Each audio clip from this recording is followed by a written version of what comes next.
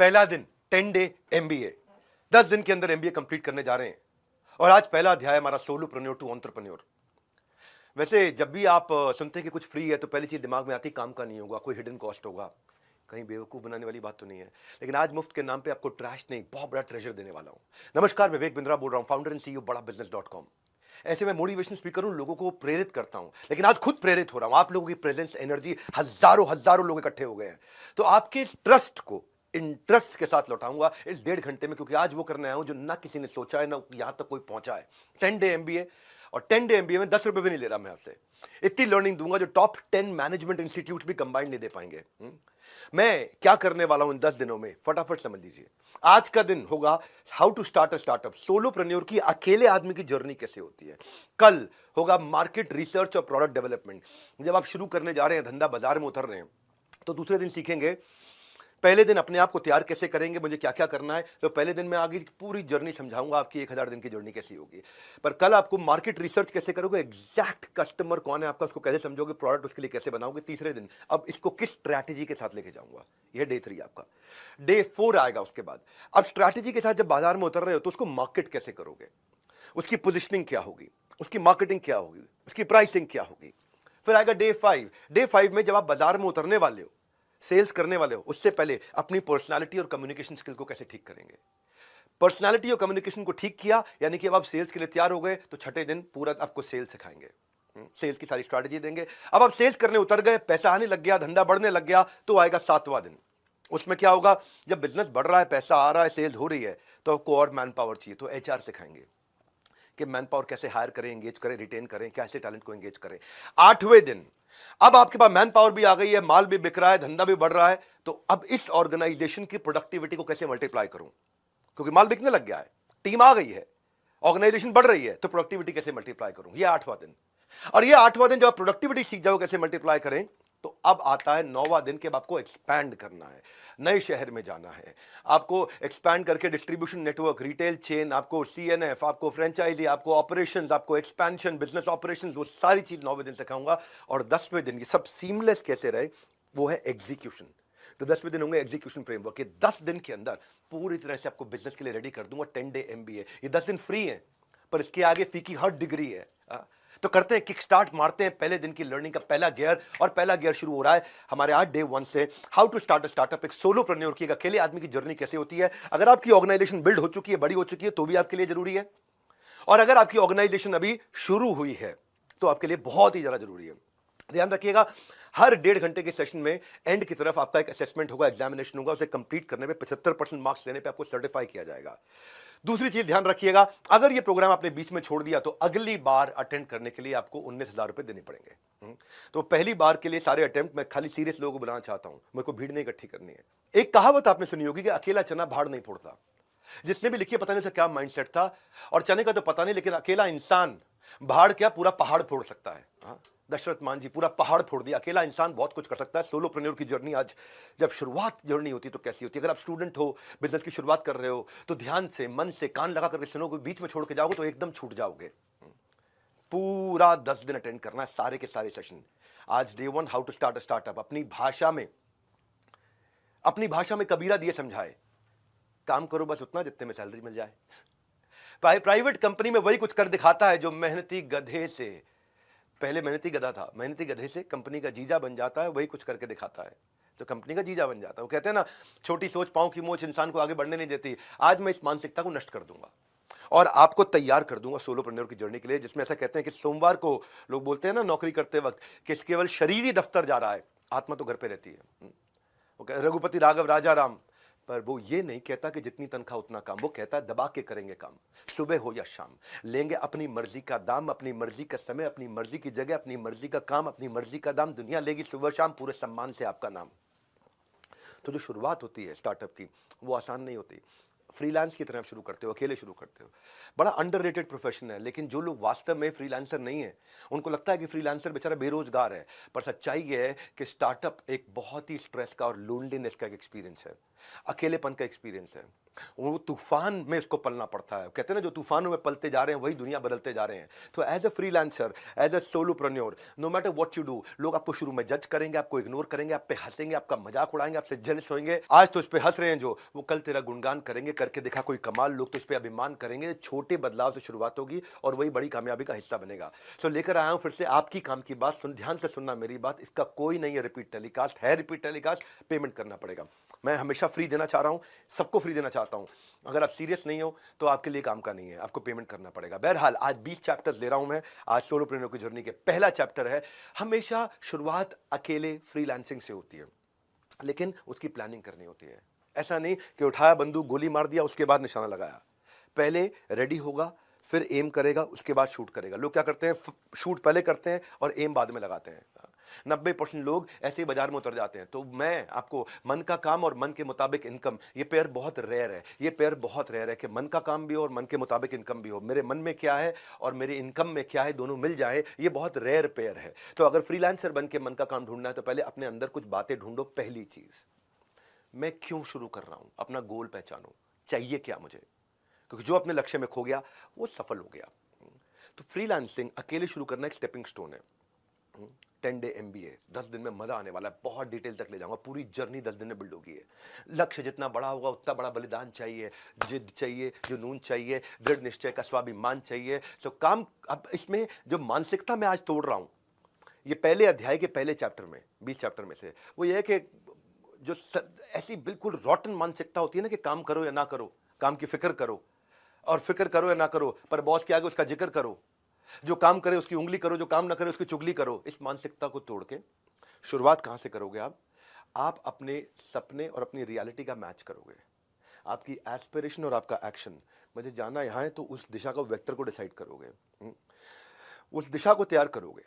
आप जब सपना देखोगे ना, मुश्किलें हजार आएंगी, लेकिन बहुत खूबसूरत वो दिन होगा जब कामयाबी शोर मचाएगी।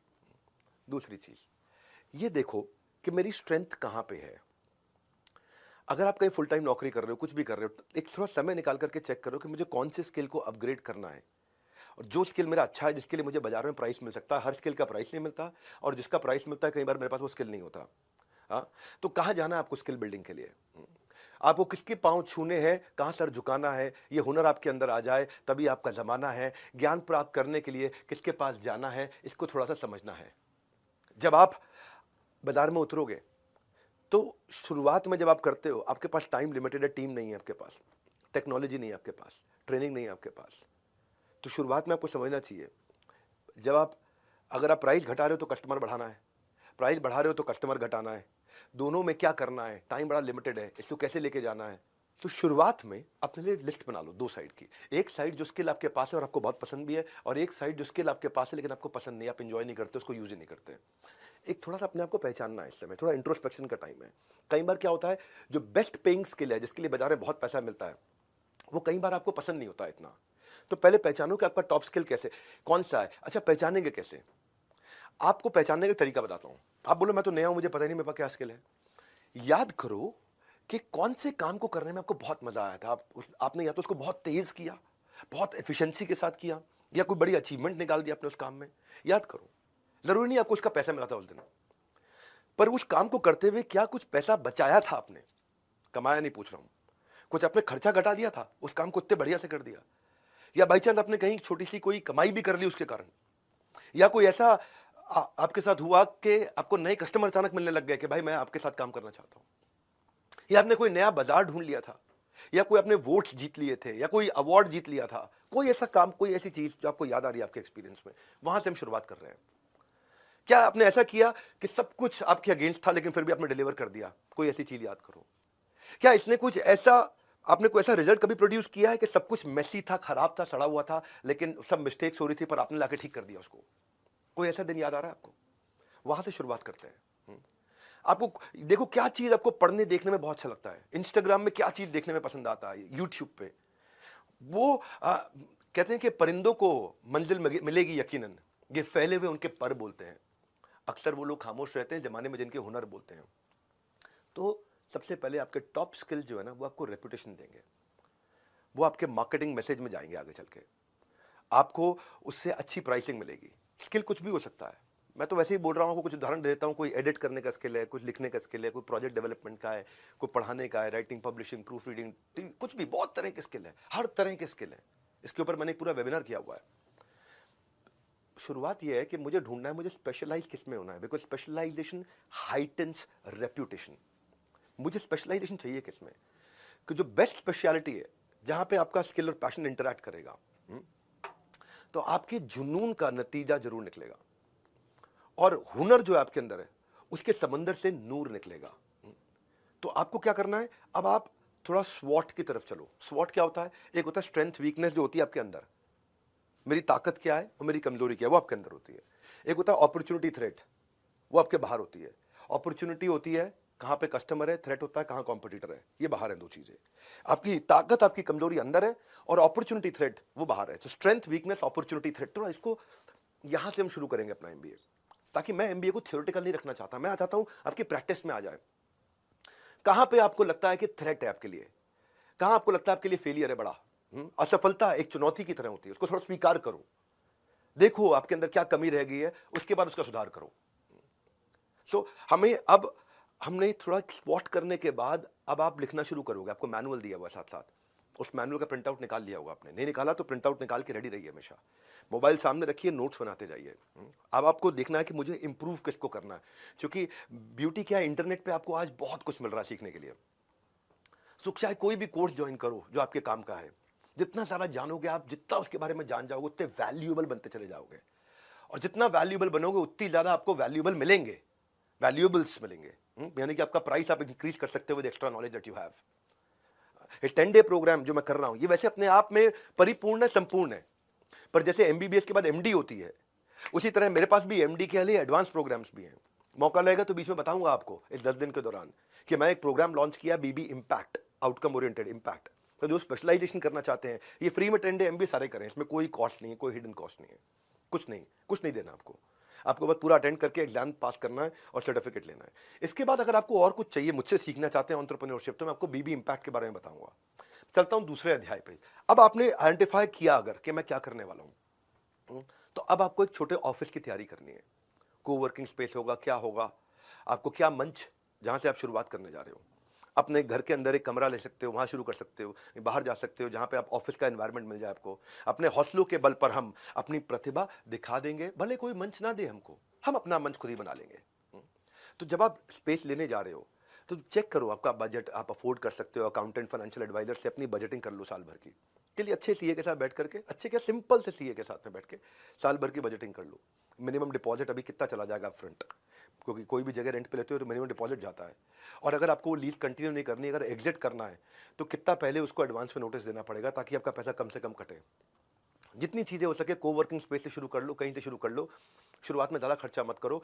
जो चीज़ें हो सकती हैं शुरू में मैन पावर हायर मत करो, आउटसोर्स करो बिगिनिंग में। इंटेलिजेंट वेंडर से मिलो, जितने ज़्यादा वेंडर से मिलोगे उतना सिखा देंगे वेंडर आपको, उससे अगले वेंडर से नेगोशिएट करना आसान हो जाएगा। एक रूल बताता हूँ जिंदगी में, वेंडर आएगा अपने आप सिखा के जाएगा।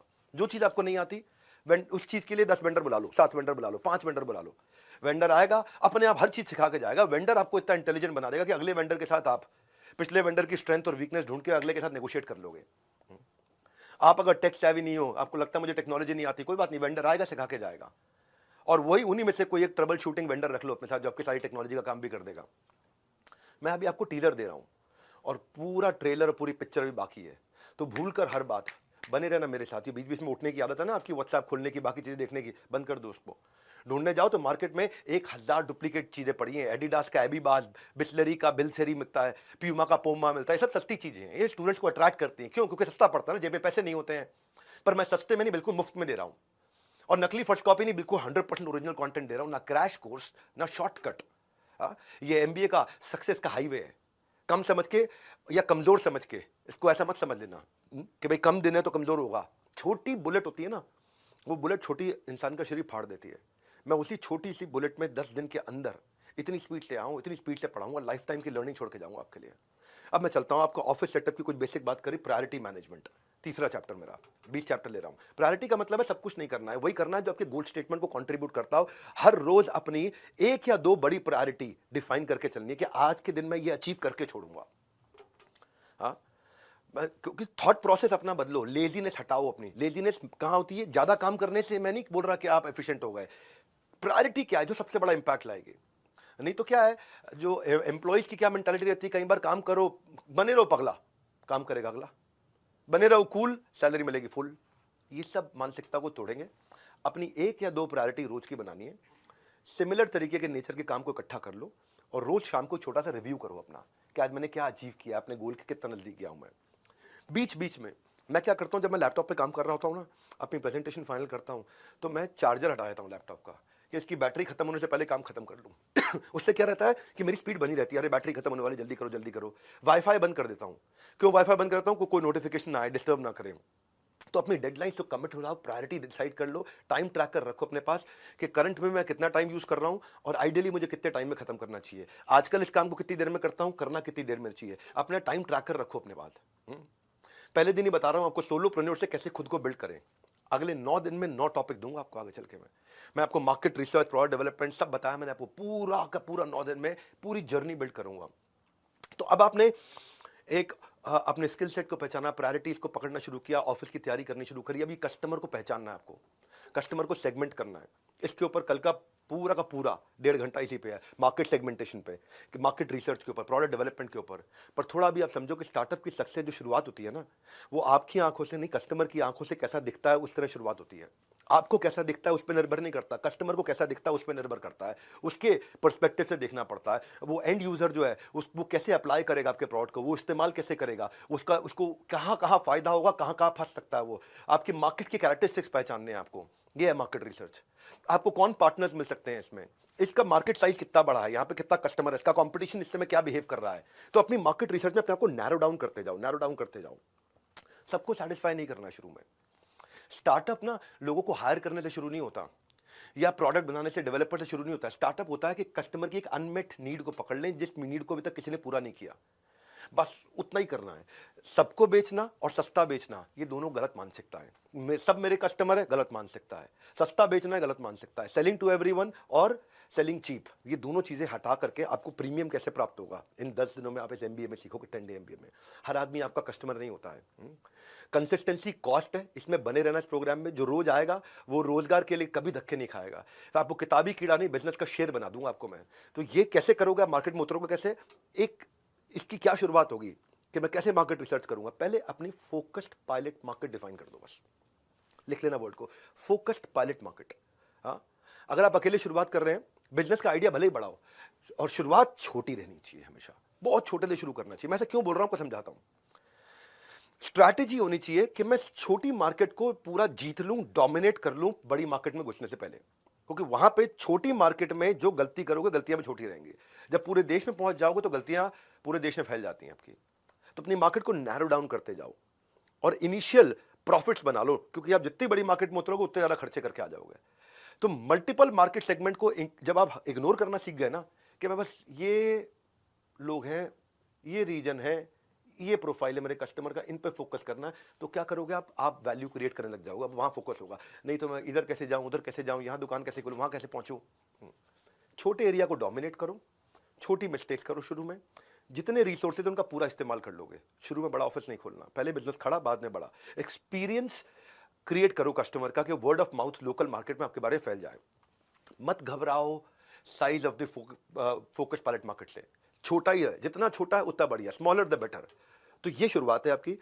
फोकस पायलट मार्केट ढूंढूंगा मेरी क्या है, कैसे मिलेगा ये फोकस पायलट मार्केट। मैं आपको 6 सवाल दे रहा हूं।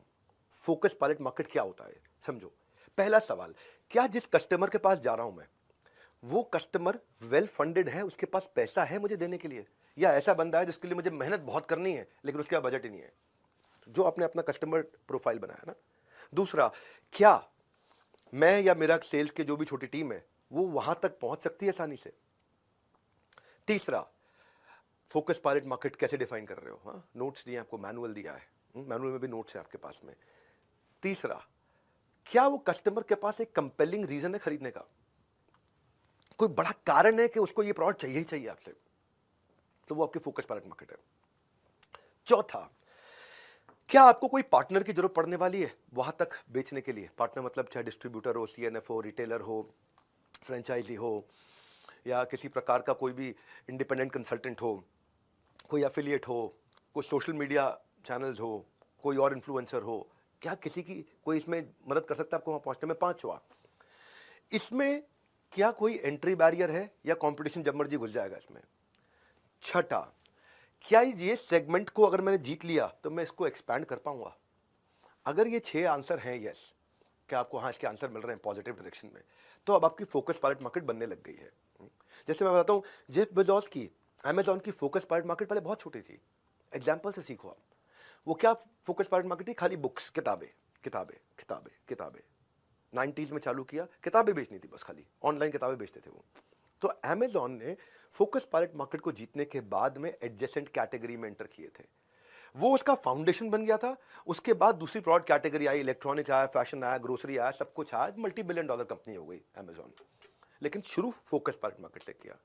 टिंडर एक डेटिंग ऐप होती है, टिंडर ये 2012 में लॉन्च हुई। पर फोकस पायलट मार्केट क्या थी कि खाली वेस्ट कोस्ट के कॉलेज स्टूडेंट्स के साथ शुरू करेंगे और उनके साथ टेस्ट करके अपने प्रोडक्ट को इंप्रूव कर लेंगे। कॉलेज की पॉपुलेशन में टेंडर ने कॉलेज के ही बच्चों को हायर किया, कॉलेज कैंपस रिप्रेजेंटेटिव्स की तरह, और उनसे ऐप्स डाउनलोड कराई अपने पीयर्स में और बताया कि कॉलेज पार्टी ऑर्गेनाइज करेंगे, लेकिन अगर टिंडर ऐप है तो आप आ सकते हो, नहीं तो नहीं आ सकते। धीरे धीरे धीरे धीरे धीरे धीरे फोकस पायलट मार्केट के बाद में वो एक्सपैंड किया। हर ऑर्गेनाइजेशन करती है।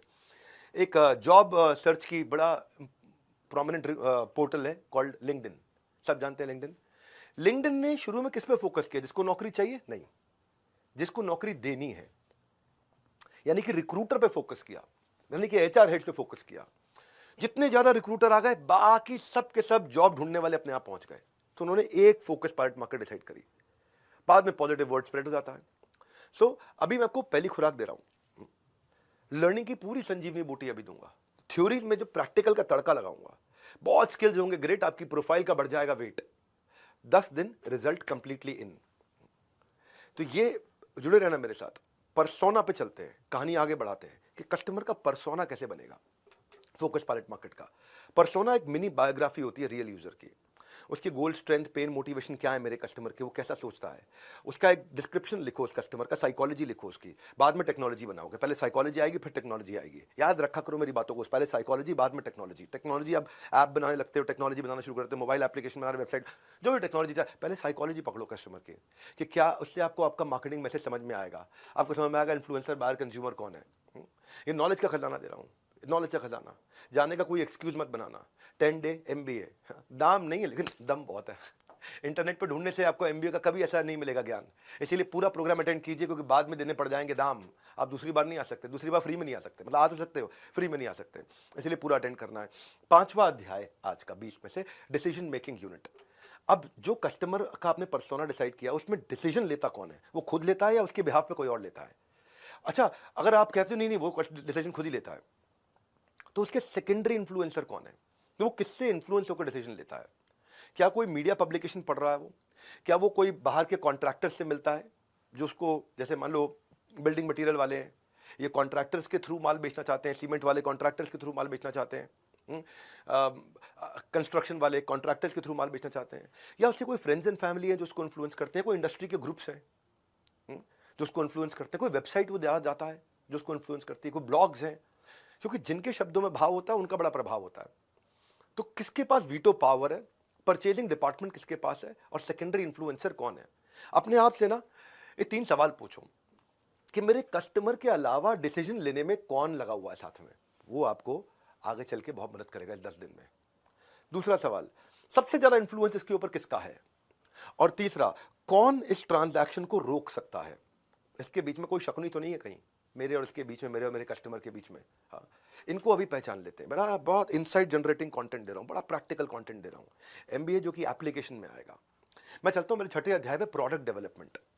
अब आप प्रोडक्ट की तैयारी कर रहे हो, तो प्रोडक्ट कैसे बनाओगे? एक मिनिमम वायबल बिजनेस प्रोडक्ट बना दो। इसको बोलते हैं एमवीबीपी, मिनिमम वायबल बिजनेस प्रोडक्ट। शुरुआत छोटे से आराम से करो। अब उसके रूल क्या होने चाहिए? प्रोडक्ट बना रहे हो, आपको प्रोडक्ट है, सर्विस है, कुछ भी है, बाल काट रहे हो, वो भी प्रोडक्ट बोल रहा हूँ उसको मैं भी, कुछ भी है, प्रोडक्ट या सर्विस एक ही बात है। अगर मैं प्रोडक्ट बोल रहा हूँ मतलब आप सर्विस करना चाहते हो तो सर्विस भी मानी जाएगी उसमें।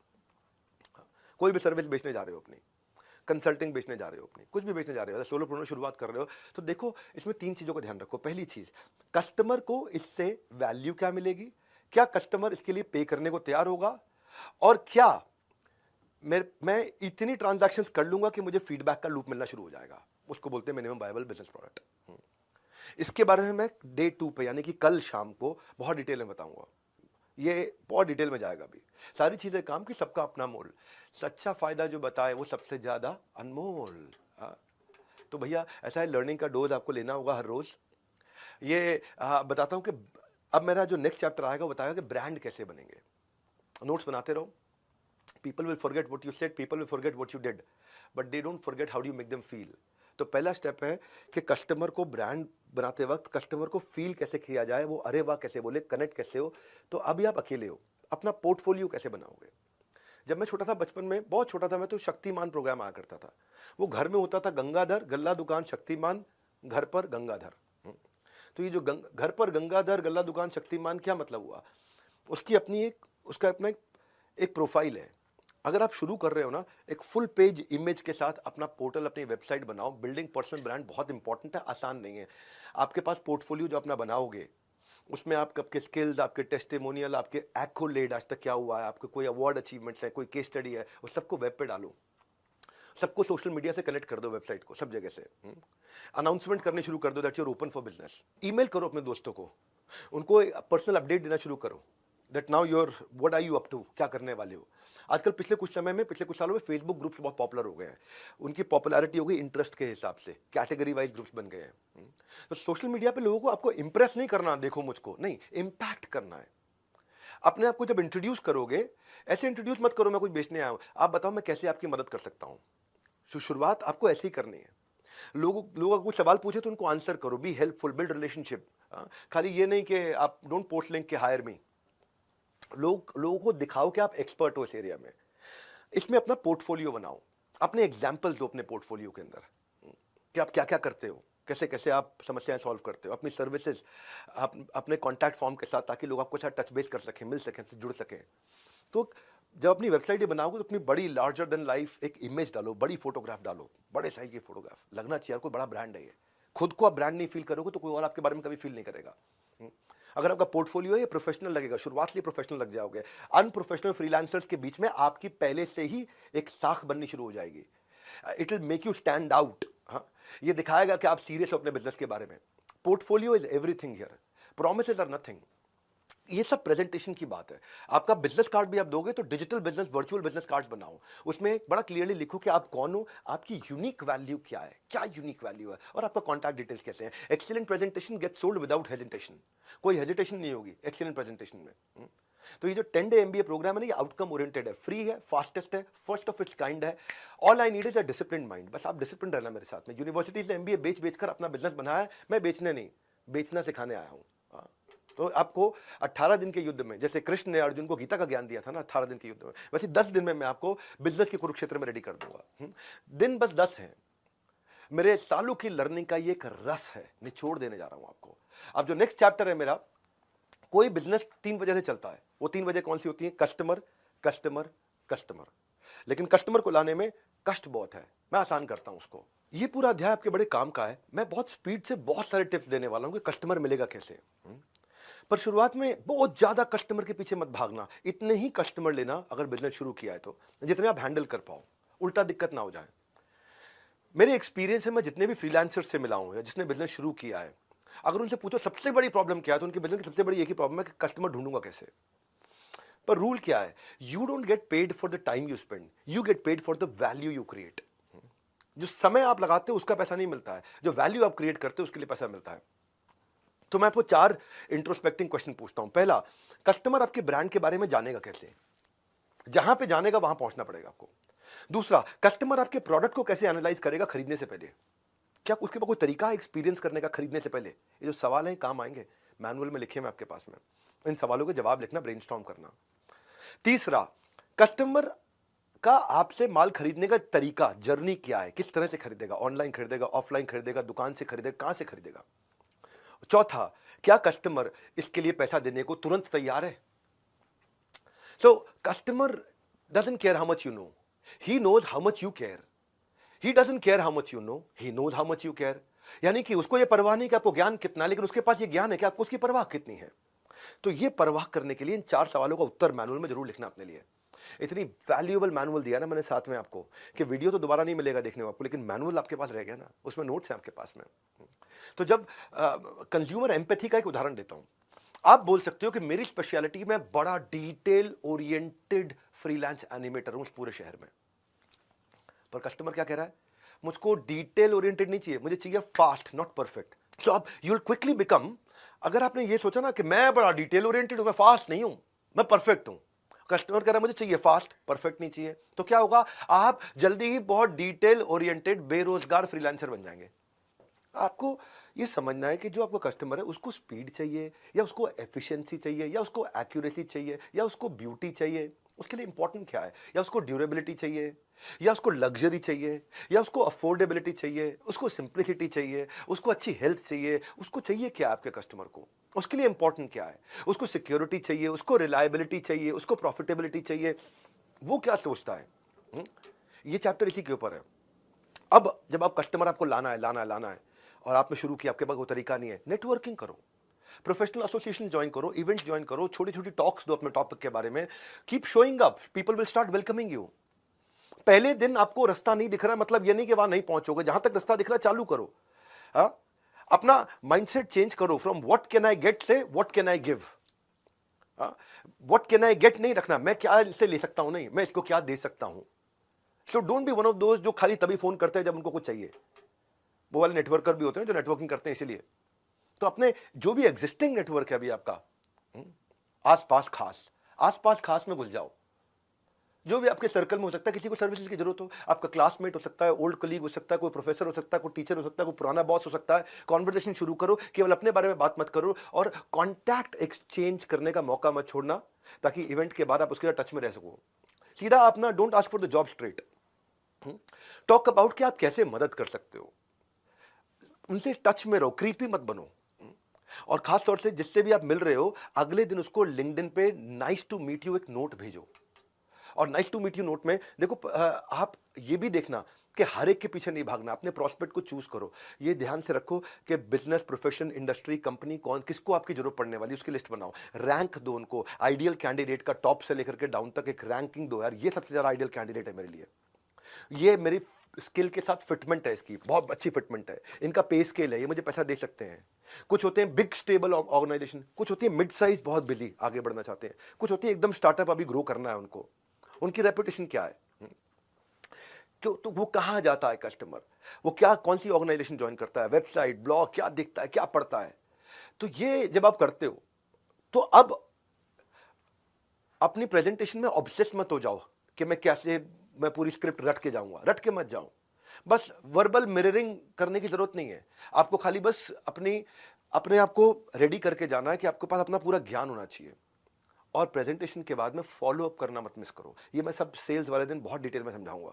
रितेश अग्रवाल जो है ना ओयो के, पहली फंडिंग के लिए उन्होंने एक इन्वेस्टर का 32 बार फॉलो अप किया था, इसको बोलते हैं फॉलो अप का भूत। क्या तरीका क्या था, would you mind if I checked with you periodically, बस ऐसे ही पूछा था उन्होंने, क्या आप बुरा तो नहीं मानोगे अगर मैं आपसे रेगुलरली पीरियोडिकली आपसे फॉलो अप कर लूं। उसने कहा नहीं कोई बात नहीं, कर लेना मैसेज। क्योंकि अगर आप ऐसी बाल्टी में पानी भर रहे हो जिसमें छेद है, तो जितना मर्जी पानी भर लो सारा पानी निकल जाएगा। तो जब फॉलो अप के 3 स्टेप होते हैं। पहला स्टेप क्या है, जब आप घर जाओ, घर जाते ही जो आपकी बातचीत हुई है उसके साथ में उसके बिजनेस कार्ड पे अपने नोट्स जरूर बना लो। दूसरा, जो भी कॉन्टैक्ट लिस्ट है उसमें नोट्स ऐड कर लो। और तीसरा, आप उसको एक ईमेल करो या मैसेज करो कि आपने उससे क्या सीखा, आपका पॉजिटिव एक्सपीरियंस क्या रहा। बस ये यहां से शुरू करो, इतना शुरू करो कि what was your positive experience about him, what did you learn from him, वो लिखो, एकदम कनेक्ट हो जाएगा। पता होना चाहिए आपको एंटिसिपेटरी कंटेंट, जो काम का कंटेंट है उसके लिए। हाँ। और अगर आप देख रहे हो बिल्कुल जवाब नहीं दे रहा, कभी जवाब नहीं दे रहा, तो then you can stop also, certainly stop. अगर वो बोल देता है कि मेरे से बात मत करो, मुझे कॉल मत करो, तो एकदम रुक जाओ। अब इस सबका आपको ट्रैक रखना है, शुरुआत है ना बिजनेस की, तो फ्री टूल्स मिल जाएंगे इसको ट्रैक रखने के लिए। आप ऐसे नहीं कर पा रहे हो, फ्री टूल्स सीआरएम के मिल जाएंगे आपको, जहां पे आप अपनी कॉन्वर्सेशन को ट्रैक कर सकोगे कि पिछली बारी क्या बात हुई है, नोट्स बना दो वहीं पे। एक सिस्टम मिल जाएंगे आपको, फ्री सीआरएम के टूल्स मिल जाएंगे, क्योंकि आप सोलोप्रेन्योर हो, शुरुआत कर रहे हो, और वहां पे आप मेंटेन कर सकते हो। जैसे अपने फाइनेंशियल रिकॉर्ड्स मेंटेन करते हो, वैसे ये आपके टाइम और एनर्जी का इन्वेस्टमेंट रिकॉर्ड है। तो बिल गेट्स कहते हैं कि आप कैसे इंफॉर्मेशन को गैदर और मैनेज करते हो वो डिटरमिन करेगा कि आप जीतोगे कि हारोगे। सो इस केस के लिए अब आपको अब ये करते वक्त सीआरएम में और लोगों को पास जाने में कंसिस्टेंसी रखनी है। जैसे किसी के पास अगर नौकरी नहीं है ना, तो उसको नौकरी ढूंढने को नौकरी की तरह करना पड़ता है कि मैं सवेरे 9 से लेकर शाम 6 बजे तक खाली नौकरी ढूंढूंगा, ये मेरी नौकरी है। अभी इतनी कंसिस्टेंसी चाहिए आपको। क्योंकि कंसिस्टेंसी आपके एवरेज को एक्सीलेंस में कन्वर्ट करेगी। रिजल्ट पर नहीं, रूटीन पर फोकस करना है आपको कि मैं रूटीन के साथ इतने कस्टमर्स के पास जाऊंगा, कंसिस्टेंट रहूंगा, कंक्लूजन मिलेगा, कैजुअल रहूंगा, कंफ्यूजन मिलेगा। शुरू में आप अपने कॉमन कनेक्शंस बिल्ड करो ना। कोई भी सेम स्कूल के थे, सेम प्रोफेशनल ग्रुप के थे, सेम प्लेस ऑफ वर्शिप, एक जैसे मंदिर जाते हैं, एक जैसे गुरुद्वारे जाते हैं, सेम तरह का गोल है, सेम तरह की सोशल सर्विस करते हैं, सेम तरह की कोई समाज सेवा करते हैं।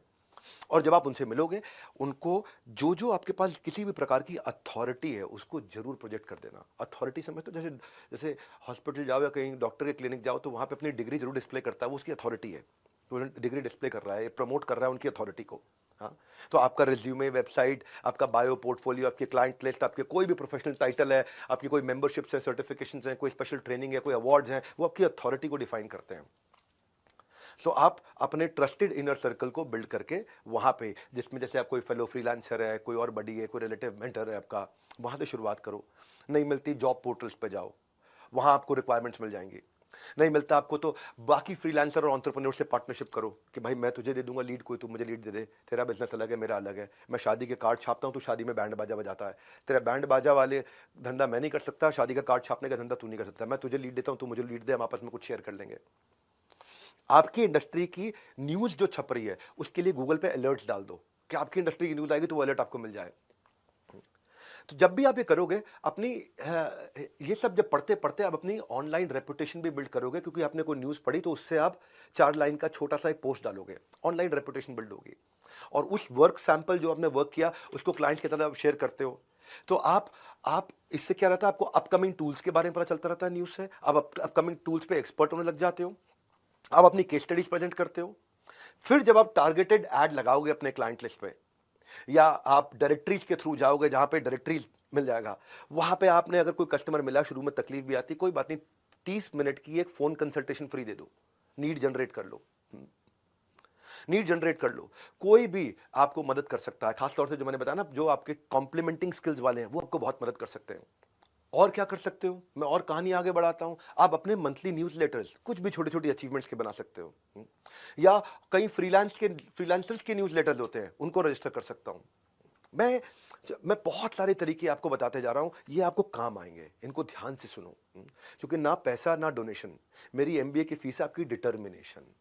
और बनाए रखो अपनी अटेंशन, तभी होगा इस कंटेंट का रिटेंशन। ध्यान से सुनो हर एक स्ट्रैटेजी, क्योंकि इसके बाद आपका असेसमेंट होगा और आपको 75% लेकर के आने। सर्टिफिकेट पाने के लिए 75% अटेंडेंस और 75% स्कोर, ये 2 चीजें चाहिए। और आगे बढ़ाता हूं कहानी। अब मान लो आप आगे जा रहे हो, आपने शुरुआत है यार, अभी भी कोई रास्ते नहीं मिल रहे हैं, कुछ समझ में नहीं आ रहा क्या करूं। हर चीज के लिए बहुत सारी वेबसाइट और पोर्टल्स हैं। कुछ भी आप करते हो, आप अगर आप लिखना चाहते हो तो मीडियम है, ग्रामरली है, वाटरपैड है, राइटर एक्सेस है, क्रिएटिव पेन है, ब्लॉगर है, पीपल फॉर आवर, ये सब पे बिजनेस भी मिलता है, आपको काम भी करने की पॉसिबिलिटी मिलती है।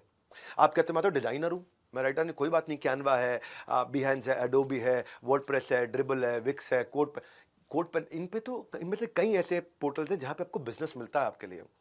आप कुछ भी कर रहे हो, आप कहते हो मैं तो डिजाइनर भी नहीं हूं, मैं तो डेवलपर हूं, मैं तो कोडिंग करता हूं, तो कोई बात नहीं। इसके लिए अपवर्क है, साइट पॉइंट है, कोड वर्ड है, कोड ब्यूटीफाई है, कोड प्रोजेक्ट भी है, एक टॉपटेल भी है। ये सब के सब वो पोर्टल्स हैं जहां आपको धंधा मिलेगा। जैसे आप कहते हो मैं तो कंसल्टेंट हूं, मैं फाइनेंस का कंसल्टेंट हूं, मार्केटिंग का कंसल्टेंट हूं, मैं अकाउंटिंग का कंसल्टेंट हूं, मैं इसका कंसल्टेंट, उसका कंसल्टेंट। एक्सेंचर है, कोरा है, प्रेस्टो एक्सपर्ट्स है, लॉन्च पैड है, फोरफोल्ड है, नेविगेट है, बीकेसी कंसल्टिंग, ये इनमें कई जगह आपको बिजनेस मिलेगा। आप कहते हो मैं वर्चुअल असिस्टेंट बनना चाहता हूं, वहां तो बिजनेस मिलने के लिए बहुत जगह है। एक है time etcetera, time ETC, click worker, fancy hands, assistant match, virtual बिले। आप कहते हो कि भाई मैं मार्केटर बनना चाहता हूं, तो हब स्पॉट पे जाओ, लिंक्डइन पे जाओ, सेमरश पे जाओ।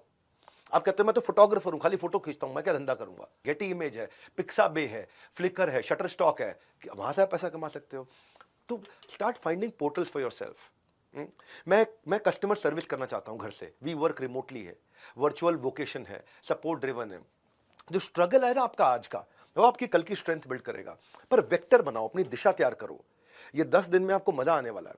जो कॉलेज आपको डिग्री देता है, मैं आपको डायनामिक्स दूंगा, केवल डिग्री नहीं दूंगा, डायनामिक्स दूंगा। सिलेबस नहीं, पूरा सिस्टम समझाऊंगा।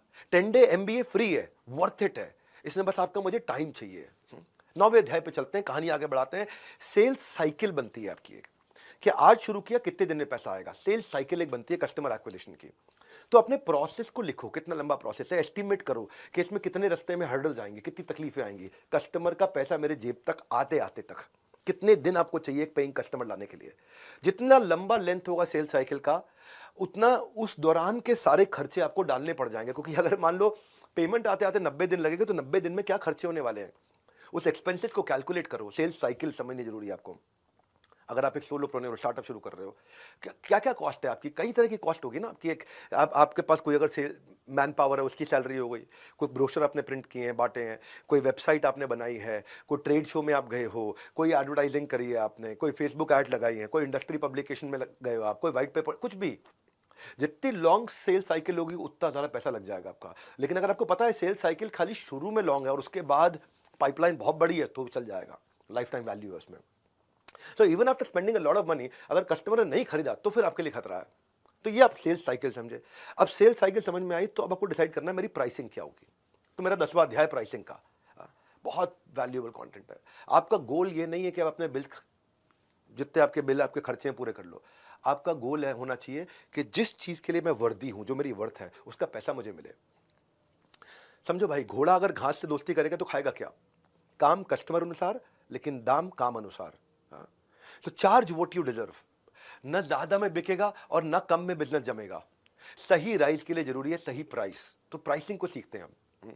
जब भी आप अगर नए हो ना धंधे में, आपने शुरू किया है, आज सोलोप्रेन्योर की जर्नी है, स्टार्टअप की जर्नी है, तो हमेशा सामने वाले कस्टमर का बजट पहले आप ही पूछ लो।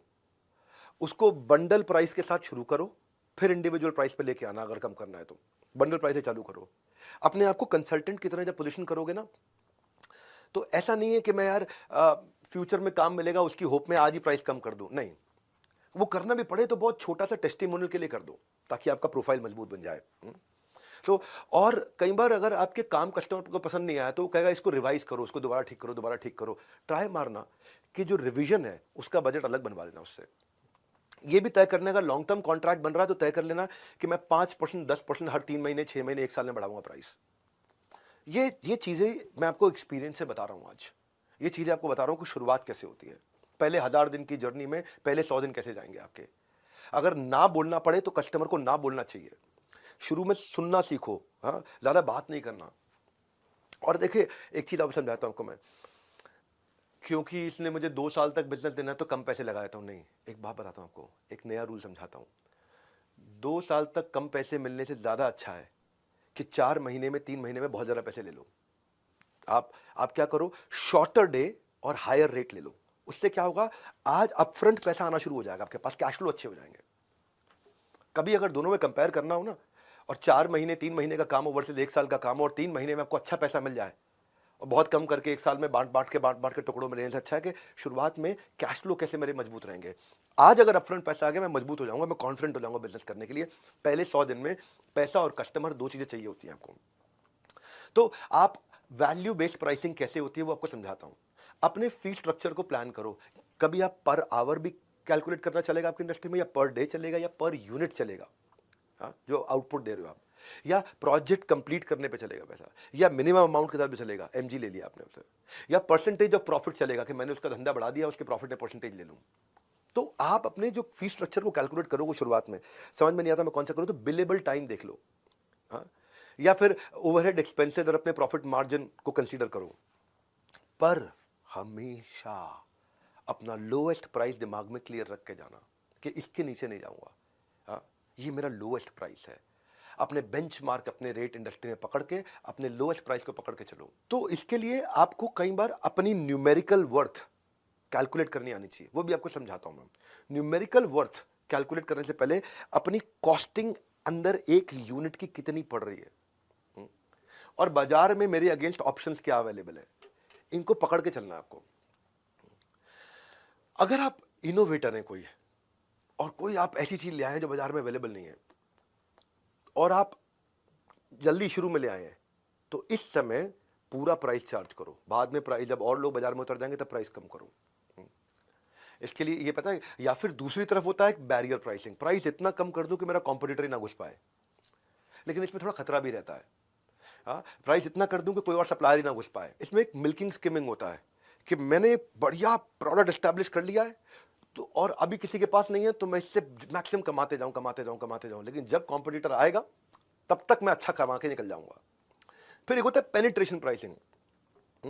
ये क्या है, मेरे को अब इस मार्केट में मेरा प्रोडक्ट एस्टैब्लिश करना है, बढ़िया अभी तक मेरे को रिजल्ट्स मिल गए, अब मैं ब्रेक इवन प्राइसिंग से पूरी मार्केट एक बार कैप्चर कर जाऊंगा कि मैं एग्रेसिव मार्केटिंग करूंगा ब्रेक इवन प्राइसिंग के साथ में, कि मैं अभी कमाऊंगा नहीं, बस मुझे कस्टमर जोड़ने अपने साथ में। पर एक खतरनाक भी होता है, उसको बोलते हैं दूसरी तरफ लॉस लीडिंग। लॉस लीडिंग क्या है कि मैं कॉस्ट जो आ रही है उससे भी कम प्राइस करूंगा, है ना। Cost plus margin is actually price, लेकिन यहां क्या कर दिया, मैंने कॉस्ट से भी नीचे ले आया ताकि सारे कंपटीशन को पहले तबाह करूं, जो जियो ने किया, उसने सारे के सारे कंपटीशन को पहले आगे खत्म कर दिया। पहले वो गोल्डन स्टेटमेंट ये है कि जिस दिन आपने अपनी प्राइसिंग में गलती कर दी, आप अपने प्रॉफिट को खत्म कर रहे हो। इसलिए प्राइसिंग को समझना बहुत जरूरी है। हाँ, क्योंकि प्राइसिंग के बहुत तरीके हैं। कुछ एक तरीका होता है कि मैं पहले फ्रीमियम दूंगा फिर प्रीमियम पे लेके आऊंगा, पहले फ्री में दूंगा फिर प्रीमियम पे लेके आऊंगा। एक तरीका होता है वन टाइम अपफ्रंट चार्ज करूंगा, उसके बाद में छोटा छोटा मेंटेनेंस के लिए लेता रहूंगा। एक होता है कॉस्ट प्लस मॉडल, मेरी जो कॉस्ट आ रही है इसको बनाने में वो आ रही है 78 रुपए, मुझे 78 रुपए के ऊपर 7 रुपए और चाहिए, 85 में बेचूंगा, वो हो गया कॉस्ट प्लस। एक हो गया कि मैं पहली सेल्स में नहीं कमाऊंगा लेकिन अपसेल करके हाई मार्जिन आइटम बेच के कमाऊंगा। एक होता है जैसे वो इंडस्ट्रियल B2B बिजनेस होता है प्राइसिंग का, जिसमें बड़े बड़े बॉयलर्स लगा दिए जाते हैं इंडस्ट्री में, वो बॉयलर लगा के उसको ऑपरेशन और मेंटेनेंस का पैसा लेते रहते हैं। मैं इस बॉयलर को ऑपरेट करूंगा आपके बिहाफ पे, उसका पैसा कमाऊंगा। जो बड़े पोर्टल्स हैं वो कैसे कमाते हैं, जो ई कॉमर्स के पोर्टल्स हैं या शादी.com जैसे पोर्टल्स हैं, ये लोग ट्रांजैक्शन फी पे कमाते हैं। आपने ट्रांजैक्शन किया, आपस में इंटरैक्ट किया, मैं इस पे कमाऊंगा। कुछ लोग यूजेज पे कमाते हैं, जितना यूज करोगे, मैं सर्वर दे रहा हूँ, AWS दे रहा हूँ, अमेजॉन वेब सर्विसेज क्लाउड दे रहा हूँ, आप जितना इस्तेमाल करोगे उतना कमाऊंगा। एक होता है टेलीकॉम का ARPU, एवरेज रेवेन्यू उतना चाहिए मुझे पर यूजर। फ्रेंचाइज से कमाया जाता है। मैं अलग अलग बातें बता रहा हूँ, हर तरह का कस्टमर अलग तरीके का पैसा देने को तैयार है। इंडस्ट्री के हिसाब से होता है। हैंडसेट मोबाइल की इंडस्ट्री में चले गए अगर आप, तो वहां शुरू में जब मोबाइल का हैंडसेट आता है, शुरू में वो 1 लाख रुपए का फोन होता है, फिर 90,000 का होता है, फिर वही फोन 80,000 का बिकने लग जाता है, फिर वही फोन थोड़े दिन बाद 70,000 रुपए का भी बिकता है। पर रियल एस्टेट में अलग है। रियल एस्टेट में आप जाओगे, आप प्री लॉन्च में फ्लैट खरीदोगे तो हो सकता है आपको 4,000 रुपए स्क्वायर फीट मिल जाए, स्ट्रक्चर खड़ा हो गया 5,000 रुपए स्क्वायर फीट मिल रहा है, फिनिशिंग हो गई 6,000 रुपए स्क्वायर फीट हो गया, वहां के फैमिली रहने लग गई, स्विमिंग पूल चालू हो गया, वहां जिम चल रहा है सोसाइटी के अंदर, अपार्टमेंट के अंदर, वहां सारी एक्टिविटीज बढ़िया चल रही हैं, अब 7,000 रुपए स्क्वायर फीट हो गया। तो इंडस्ट्री के हिसाब से होता है। अगर आपने ओवर प्राइसिंग कर दी तो माल नहीं बिकेगा, अंडर प्राइसिंग कर दी तो प्रॉफिट नहीं कमा पाओगे, दोनों चीजें हैं। तो राइट प्राइसिंग को सीखना जरूरी है। ओवर प्राइसिंग पे माल नहीं बिकता, अंडर प्राइसिंग पे प्रॉफिट नहीं आता।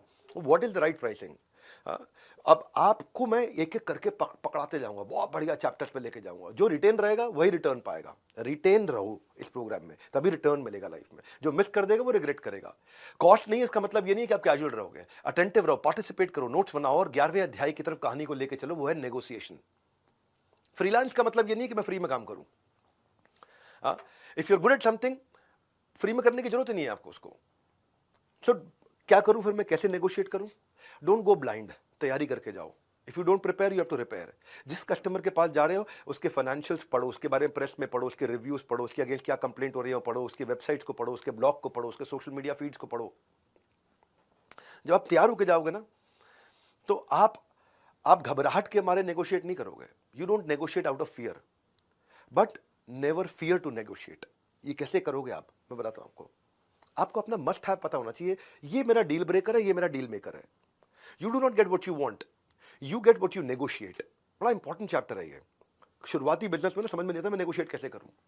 अपने प्राइस को नीचे करने से पहले 2 बार 3 बार सोच लेना। बहुत ज्यादा फ्लेक्सिबिलिटी दिखाओगे ना प्राइस में तो आपकी क्लियर वैल्यू नहीं दिखाई पड़ेगी उसको। आप एक्सपेक्ट नहीं कर सकते अपने क्लाइंट से कि वो आपको रिस्पेक्ट करेगा, क्योंकि आप बार बार फ्लक्चुएट कर रहे हो अपने रेट्स के बारे में, तो वो और बाद में आपको रेज करने में भी दिक्कत आएगी और मार्केट में ये बात फैल जाएगी। ज्यादा फंस गए, साइलेंट हो जाओ। कहीं नेगोशिएशन में दिक्कत आ रही है, when in doubt stay silent. अच्छा है ये, ओवर कमिट करने के मुकाबले ज्यादा अच्छा है। और साइलेंट से मेरा मतलब ये नहीं है कि आपको पैसे की बात करने में घबराहट होनी चाहिए। It is cool to talk about money, no problem. सीधा सीधा पूछ लो ना, आपका प्रोजेक्ट बजट क्या है, आप किस रेंज में ढूंढ रहे हैं। अगर क्लाइंट आपसे पूछ लेता है कि आपकी फीस क्या है, तो उसको पास वापस डाल दो। लेट्स टॉक अबाउट कि आपको काम क्या क्या चाहिए, आपका स्कोप क्या है, तब हम कॉस्ट प्लान कर लेते हैं आपके लिए। कई बार आपको दिक्कत लगे, रिस्क लगे, यार इस ज्यादा पैसे दे सकता है, कम दे सकता है, आप रेंज ऑफ प्राइस कोट कर दो ताकि वो आपके साथ लगा रहे। वो ज्यादा वाला भी उसको लगे इसके पास ज्यादा वाला आइटम भी है, सस्ते वाला आइटम भी है, कहीं ना कहीं फॉल कर जाएगा वो। तो इसलिए डिटेल मांगो शुरू में उससे, उसको बोलो it is hard to cost out a project accurately जब तक मुझे आपसे पूरी इंफॉर्मेशन नहीं मिलेगी। मैंने आपको अभी थोड़ी देर पहले बताया था डोंट वर्क फॉर फ्री। इसका मतलब क्या है, हमेशा अपना मार डिसाइड करो, MAR, मिनिमम एक्सेप्टेबल रेट। ये मेरा मिनिमम एक्सेप्टेबल रेट है, इसके नीचे नहीं जाता मैं। आपको अगर करना भी पड़ रहा है तो छोटा ब्रीफ सैंपल फॉर फ्री कर सकते हो और लॉन्गर सैंपल फॉर फी कर सकते हो। छोटे काम फ्री, बड़े काम के फीस। ये फीस और फ्री के बीच का आपको अपना तरीका निकालना पड़ेगा कि मैं सोच करके चुनूंगा कि ये कस्टमर गाय है जो मुझे दूध देगा, मुर्गी है जो मुझे अंडा देगा, या बैल है कुछ नहीं देगा खाली लात मारेगा। ये खाली नेगोशिएट कर रहा है बिना बात के, नेगोशिएटिंग ओवर नथिंग। ऐसे कस्टमर को रिटेन करना आपको उल्टा महंगा पड़ जाता है। ये बार बार आपका काम चेंज करेगा, ऐसे नहीं इसको ऐसे करो, ऐसे नहीं इसको ऐसे करो। तो आपको you should learn to disagree without being disagreeable. तो ये बड़ा एक सीक्रेट है नेगोशिएशन का।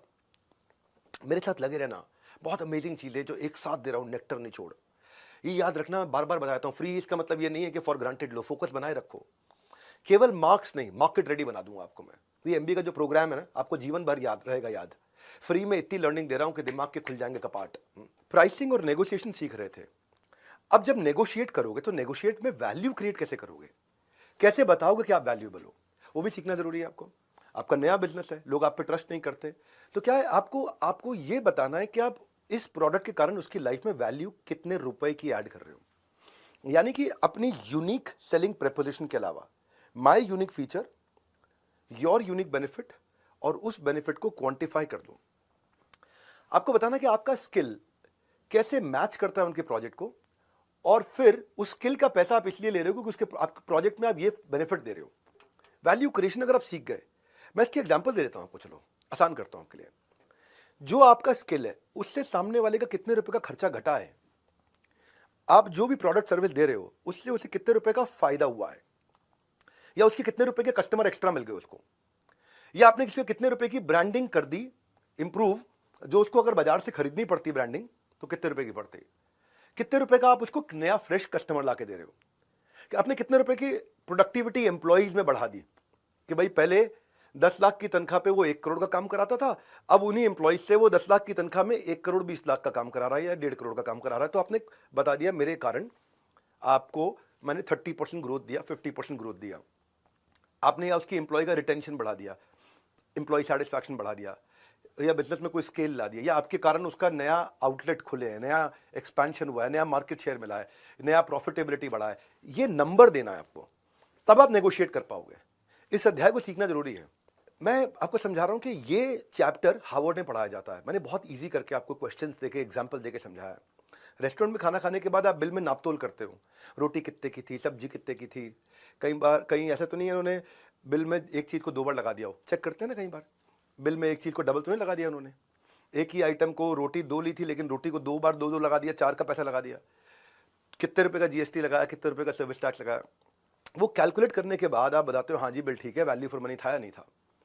आपको ब्रेक डाउन करके क्वांटिफाई करना है। आप इस सेशन को सुनोगे ना तो आपको वैल्यू ऑफ टाइम अपना भी निकालना है, क्योंकि मैं आपसे पैसा नहीं, आपका टाइम ले रहा हूं। और ये मैंने वचनबद्ध था कि मैं भारत में अब देना चाहता हूं। 10 दिन का ये MBA दे रहा हूं, ये बहुत वैल्यूएबल है। आपकी लर्निंग में कितने का वैल्यू ऐड हुआ, इस सेशन से आपको कितने रुपए की प्रोडक्टिविटी बढ़ी, ये मेरी रिस्पॉन्सिबिलिटी है कि मैं आपको वैल्यू फॉर योर टाइम दूं। वैल्यू फॉर मनी नहीं बोल सकता, क्योंकि मनी, पैसे तो आपके लगे नहीं रहे हैं, खाली टाइम लग रहा है। इसको और एक एग्जाम्पल ले लेते हैं, चलो थोड़ा और इजी करता हूं एग्जाम्पल लेके। एक कंपनी है जो इंक मैन्युफैक्चरिंग कंपनी है, हाँ, प्रिंटिंग इंक होती है। अब ये 2 टीम में मान लो आप, एक टीम ए, टीम बी। टीम ए प्रोडक्ट की तारीफ कर रही है, कंपनी की तारीफ कर रही है, अपने बेनिफिट्स की तारीफ कर रही है, अपनी टेक्नोलॉजी की तारीफ कर रही है। टीम बी, दूसरी टीम, वो क्वांटिफाइड डेटा बता रही है, क्या कह रही है, इससे आपका 10% एरर कम हो जाएगा। जब 10% एरर कम हुआ तो आपका save cost of repeat work हो गया, क्योंकि एरर कम हुआ तो आपको रिपीट नहीं करना पड़ रहा, तो उसको क्वांटिफाई कर दिया। ये 67% इंक जल्दी सूखती है, तो इससे आपका 50% टाइम बचा। 50% टाइम बचा तो आपकी एफिशिएंसी डबल हो गई, क्योंकि टाइम आधा लगा, एफिशिएंसी डबल हो गई, उसको क्वांटिफाई करके दिया। ये बताया कि भाई मेरी इसलिए इन रीजन से जो है इंक पहली बार में फर्स्ट टाइम राइट देता है, इसके कारण ये 70% सस्ती पड़ती है। चाहे आप बेच रहे हो 20% महंगी बाजार के मुकाबले, पर आपने क्वांटिफाई करके समझा दिया कि 70% दूसरे कॉम्पिटिटर्स के मुकाबले में सस्ता हूँ। क्यों? क्योंकि मेरा आउटकम में आपकी लाइफ में ये वैल्यू आ रहा है। तो अब जीतेगा कौन, टीम ए कि बी? सिंपल सी बात है, टीम बी जीतेगी। तो ये बड़ा इंपॉर्टेंट है कि आप सामने वाले को गणित लगा के दिखाओ कि कितने रुपए का मैं तुम्हें फायदा करा रहा हूं। तब ये पिछले 2 अध्याय इससे जुड़ते हैं कि मैं प्राइसिंग सिखाया, नेगोशिएशन सिखाया, लेकिन अगर क्वांटिफिकेशन ऑफ वैल्यू नहीं सिखाया तो पिछले 2 अध्याय अधूरे रह गए। बड़ा कनेक्टेड सा है ये चैप्टर आज का डे 1 MBA का। अब जब आप ये कर रहे हो तो इसको मैं 13वें अध्याय की तरफ लेके चलता हूं, वो है कॉन्ट्रैक्ट्स एंड पेपर वर्क। अगर आपने ये सब चीजों को जो आपने कॉन्ट्रैक्ट किया है, जब तक कॉन्ट्रैक्ट साइन नहीं हुआ कुछ भी रियल नहीं है। Until a contract is signed, nothing is real। और मैं बताऊं फिर फंस जाओगे आप जब कॉन्ट्रैक्ट नहीं हुआ। वो कहते हैं ना कि थोड़ा बहुत शतरंज का आना भी जरूरी है साहब, क्योंकि कई बार सामने वाला मोहरा चल रहा होता है और हम यारी दोस्ती निभा रहे होते हैं। और कॉन्ट्रैक्ट इतने ध्यान से बनाओ, क्योंकि कॉन्ट्रैक्ट को एक बार साइन कर दिया तो अनसाइन नहीं कर सकते। हाँ, एक बार डन कर दिया तो अनडन नहीं कर सकते। हाँ, एक बार अग्री कर लिया तो डिसअग्री नहीं कर सकते। तो सारी थिंकिंग पहले ही कर लो कॉन्ट्रैक्ट पेपर वर्क की। नया बिजनेस शुरू किया आपने, बिल्कुल सॉलिड वेल स्कोप कॉन्ट्रैक्ट होना चाहिए, इसमें सारे पॉइंट्स कवर्ड हो, और उसमें आपकी डाउन पेमेंट कितनी मिलेगी, किस डेट को मिलेगी, और अपने इनवॉइस रिमाइंडर्स को भी ऑटोमेट कर लो। इसके भी टूल्स आते हैं बहुत सारे, तो ऑटोमेट कर लो ताकि इनवॉइस उसके बाद अपने आप पहुंच जाए। और अगर वो लेट पैसे दे रहा है तो कॉन्ट्रैक्ट में डाल दो कि लेट फी का क्या चार्ज है, कितना चार्ज करोगे। तो ये अकाउंटिंग सॉफ्टवेयर आपको मिल जाएंगे बहुत सारे फ्री में, जिनको आप इस्तेमाल करो। और अगर कभी किसी के लिए फ्री में भी काम करना पड़ रहा है तो भी कॉन्ट्रैक्ट साइन करो। हाँ, और आप उससे जो पेमेंट के मोड्स हैं, कैसे पेमेंट करेगा, वो भी कॉन्ट्रैक्ट में कवर करो। क्योंकि नहीं तो कभी भी कुछ गलत क्लाइंट हाथ में लग गया ना, तो कहते हैं ना किसी के झूठे कदमों की आहट आपका भरोसा ना कुचल दे। तो शुरू से ही एक कंसल्टेंट रखो जो नॉलेजेबल लॉयर हो, जिसको साल का आपने पैसा देना हो, महीने का छोटा छोटा अमाउंट, वो शुरू में सारे कॉन्ट्रैक्ट आपके कंप्लीट करा दे। एक अच्छा चार्टर्ड अकाउंटेंट आउटसोर्स कर दो जो आपकी LLP पार्टनरशिप बना दे, सूटेबल कंपनी बना दे। आपके बिजनेस परमिट चाहिए कोई तो वो बता दे, क्या टैक्स है, क्या लाइसेंस है, क्या रजिस्ट्रेशन है। हाँ, सारे नेसेसरी पेपर वर्क कंप्लीट कर लो। कॉन्ट्रैक्ट पेपर वर्क में ना मैं एक थोड़ा अलग प्रकार का हिस्सा भी कवर कर लेता हूँ। पेपर वर्क में आपको अपना भी पेपर वर्क करना है, कि अपने बजट्स भी बना के रखने हैं, जिससे आपको टारगेट मिलेगा कि आपको करना क्या है। बजट का मतलब है कि आप अपना ना ऐसा कर लो, पहले अपनी चेकबुक, क्रेडिट कार्ड वगैरह निकाल लो, बैंक स्टेटमेंट निकाल लो, अपने फाइनेंशियल रिकॉर्ड पिछले 12 महीने के निकाल लो, निकाल के इकट्ठे कर लो। इकट्ठे करके चेक करो इसमें फैमिली के खर्चे कितने थे, लोन के कितने थे, रेंट के कितने थे, आपके मेडिकल बिल्स कितने थे, कितना खर्चा आप महीने भर में करते हो। जैसे ही आपको समझ में आ जाएगा ना, आपको क्लियर हो जाएगा कि सारे एक्सपेंसेस कवर करने के लिए कितना कमाना है, तो अपने बजट को पकड़ के चलो। फ्रीलांसिंग जो है या स्टार्टअप जो है, उसमें हर महीने सेम पैसा नहीं कमाओगे आप। हर महीने सेम कमाई नहीं होती है, कभी अच्छा समय आएगा, कभी बुरा समय भी आएगा। तो अपने लो फेज के लिए एक्सपेंसेस को बजट में डाल के चलो पहले से ही। वो कैसे होगा, वो 12 महीने का हिसाब किताब पुराना देखो, उससे आपको आपका पैटर्न मिल जाएगा कि आपका पैटर्न क्या है। आपके खर्चों का 12 महीने का पैटर्न मिल जाएगा। तो आपके पर्सनल और बिजनेस एक्सपेंस अलग कर लो। जब खर्च का रखोगे पूरा हिसाब, या ऐसे बोलता हूं उसको, जब खर्च का पूरा हिसाब रखोगे, जीवन को लाजवाब रखोगे। अगले अध्याय की तरफ कहानी को बढ़ाते हैं। 14वें अध्याय को इससे कनेक्ट करके समझाता हूं। हर समय सेम नहीं होता, कभी खराब समय आएगा।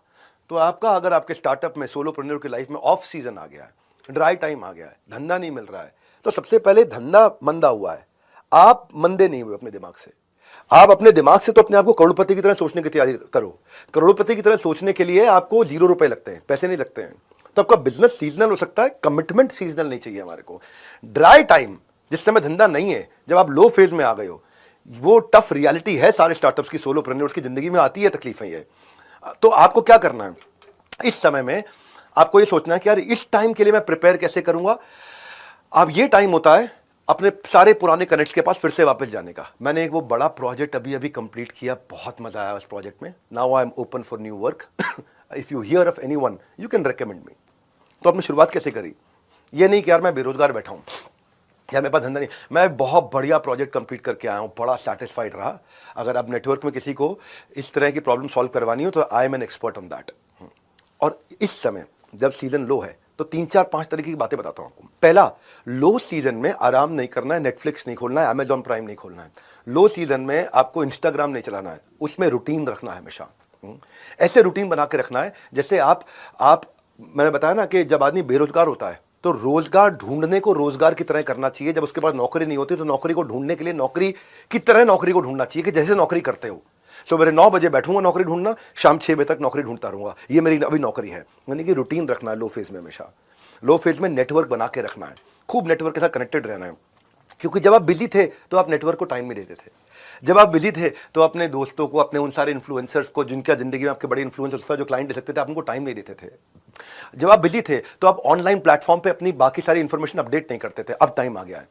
जब आप बिजी थे तो आप अपने पुराने कस्टमर्स के टॉप ऑफ द माइंड नहीं रहते थे। अब उनके पास जाइए, उनसे बोलिए कितना फायदा हुआ, मेरे को टेस्टिमोनियल वीडियो बना के दे दो, put that on social media.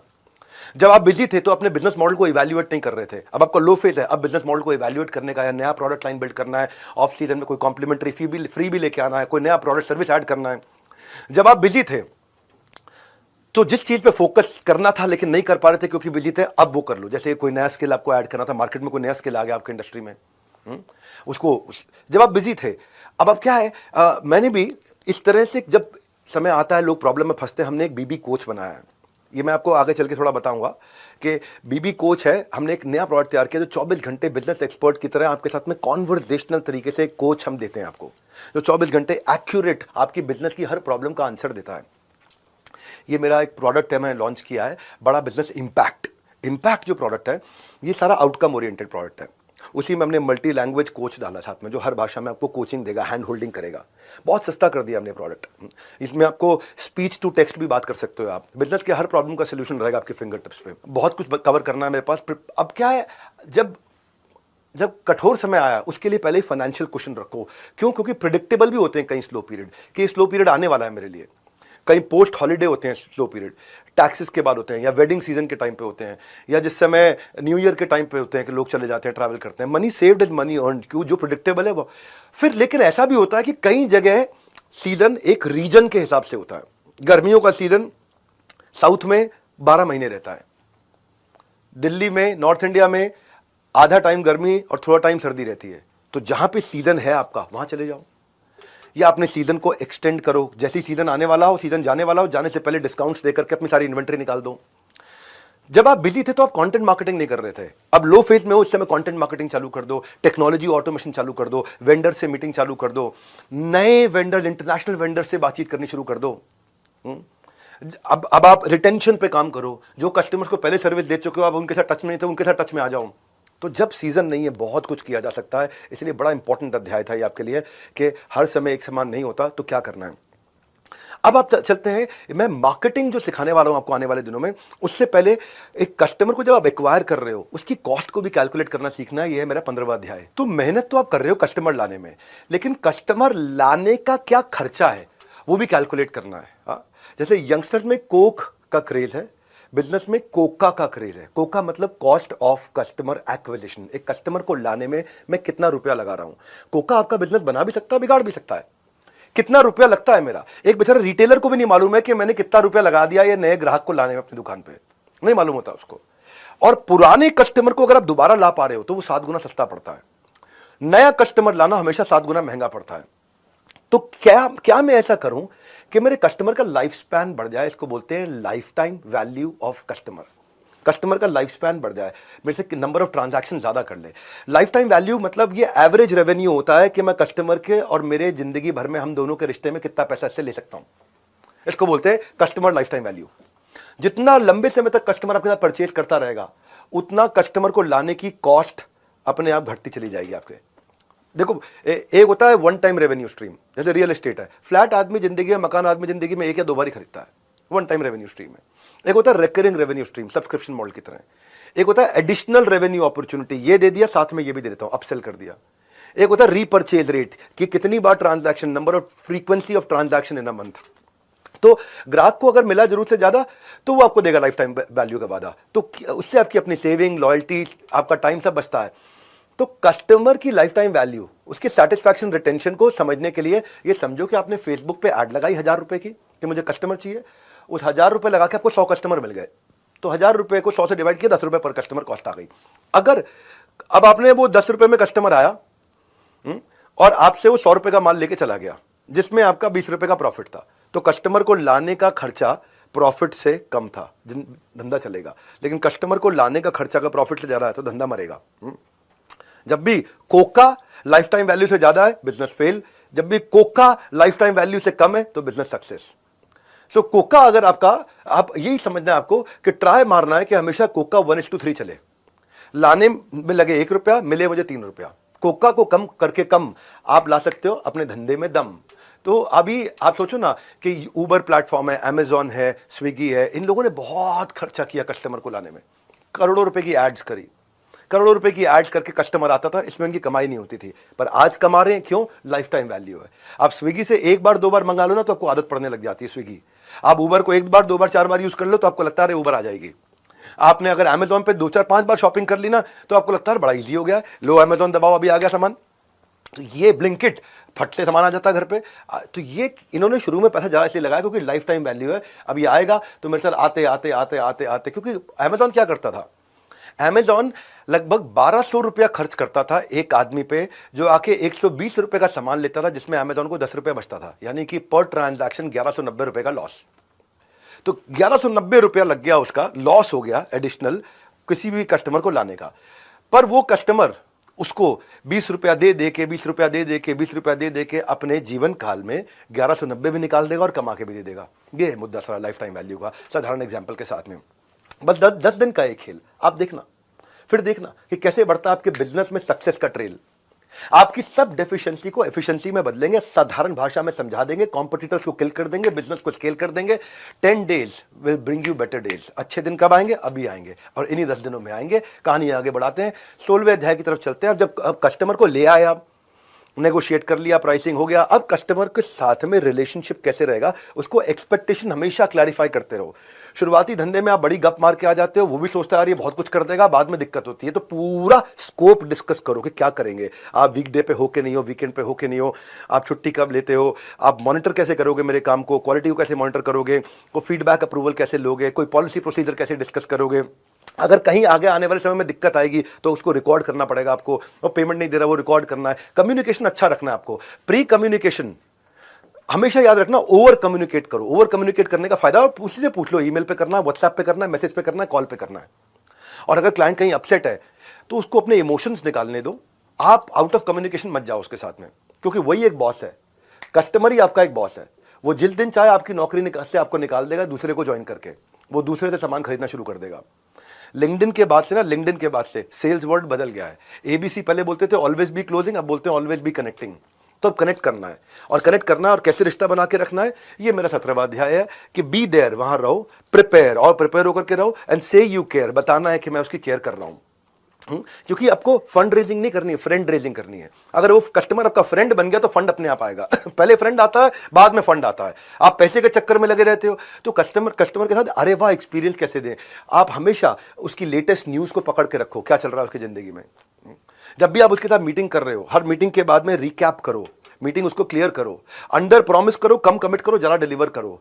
आप जो आप कर सकते हो हाँ कर दो, जो नहीं कर सकते हो उसका तरीका बदलो, पॉजिटिव लैंग्वेज के साथ करो। मैं बताता हूं आपको पॉजिटिव लैंग्वेज कैसे लेते हैं। सबसे पहले पॉजिटिव बिहेवियर रखो, किसी भी मीटिंग पे या कॉल पे लेट मत आओ, लोग याद रखते हैं। उसके साथ अगर मीटिंग कर रहे हो तो बीच में फोन मत लो, अनलेस ये कोई बहुत बड़ा डीप क्राइसिस है, don't take calls in between, it doesn't, people don't like it. उनके साथ टच में रहने का तरीका ये है कि जब वो आपको पे नहीं कर रहा तब भी आप टच में रहो। आप क्लाइंट को ऐसा फील कराओ कि मैंने आपकी वेबसाइट चेक करी थी और मैंने ये देखा, मैंने आपके बारे में कुछ प्रिलिमिनरी रिसर्च करी, मैंने ये देखा, मैं अपने नोट्स रिव्यू कर रहा था, मुझे ये समझ में आया आपके बारे में, मैंने आपकी एक लेटेस्ट किताब पढ़ी, मुझे बड़ा अच्छा लगा, मैं आपका सोशल मीडिया देख रहा था, अरे क्या बढ़िया पोस्ट किया। वो कनेक्ट फील करता है, बस सिंपल। ये नहीं कि भाई मेरा माल ले लो। हाँ, ट्रांसपेरेंसी रखोगे, ट्रस्ट आएगा। शुरुआती रिलेशनशिप के अंदर लोग आपकी ट्रांजैक्शंस को ध्यान से देखते हैं और वहीं से ट्रस्ट करना शुरू करते हैं। जितना हो सके इस ट्रस्ट को बिल्ड करो, ट्रस्ट को बिल्ड करो, पर्सनल केयर के द्वारा कर सकते हो। मेरे को याद है बहुत साल पहले की बात है, एक कस्टमर ने, मेरी एक मीटिंग कैंसिल हो गई थी उसके साथ में, क्योंकि उसने मैसेज लिखा कि उसकी वाइफ की कोई हेल्थ इमरजेंसी आ गई है। और उस मीटिंग में 8-9 लोग थे, 8-9 लोग इकट्ठे बैठे थे और मैं भी बैठा था वहाँ पे। और वो आदमी उठ के चला गया कि मेरी वाइफ की कोई हेल्थ इमरजेंसी आ गई है, तो मीटिंग हमें कैंसिल करनी पड़ी। तो मैंने रात को उसको मैसेज किया कि आपकी वाइफ की हेल्थ कैसी है। उसने रिप्लाई लिखा, खाली आपको याद रह गया था कि मेरी वाइफ की हेल्थ खराब है, बाकी सब भूल गए थे। अब इतना सा एक मैसेज, उसके कारण मैंने इतना बड़ा क्लाइंट का दिल जीत लिया था। ये चीज़ें, पर्सनल केयर बड़ी इंपॉर्टेंट होती है।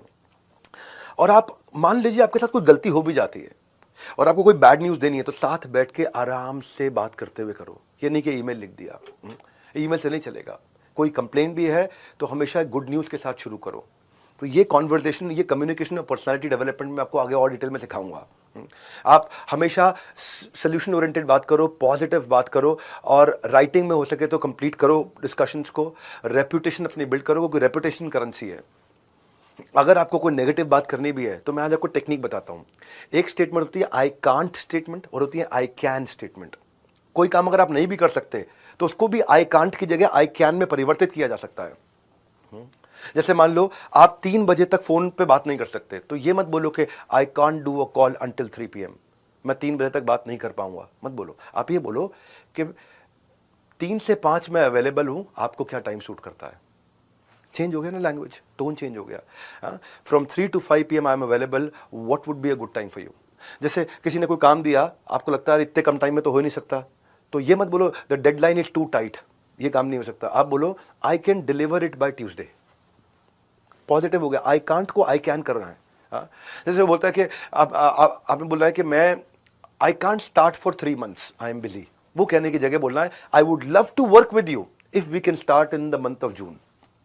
तो अपने आई कांट को आई कैन करना हमेशा।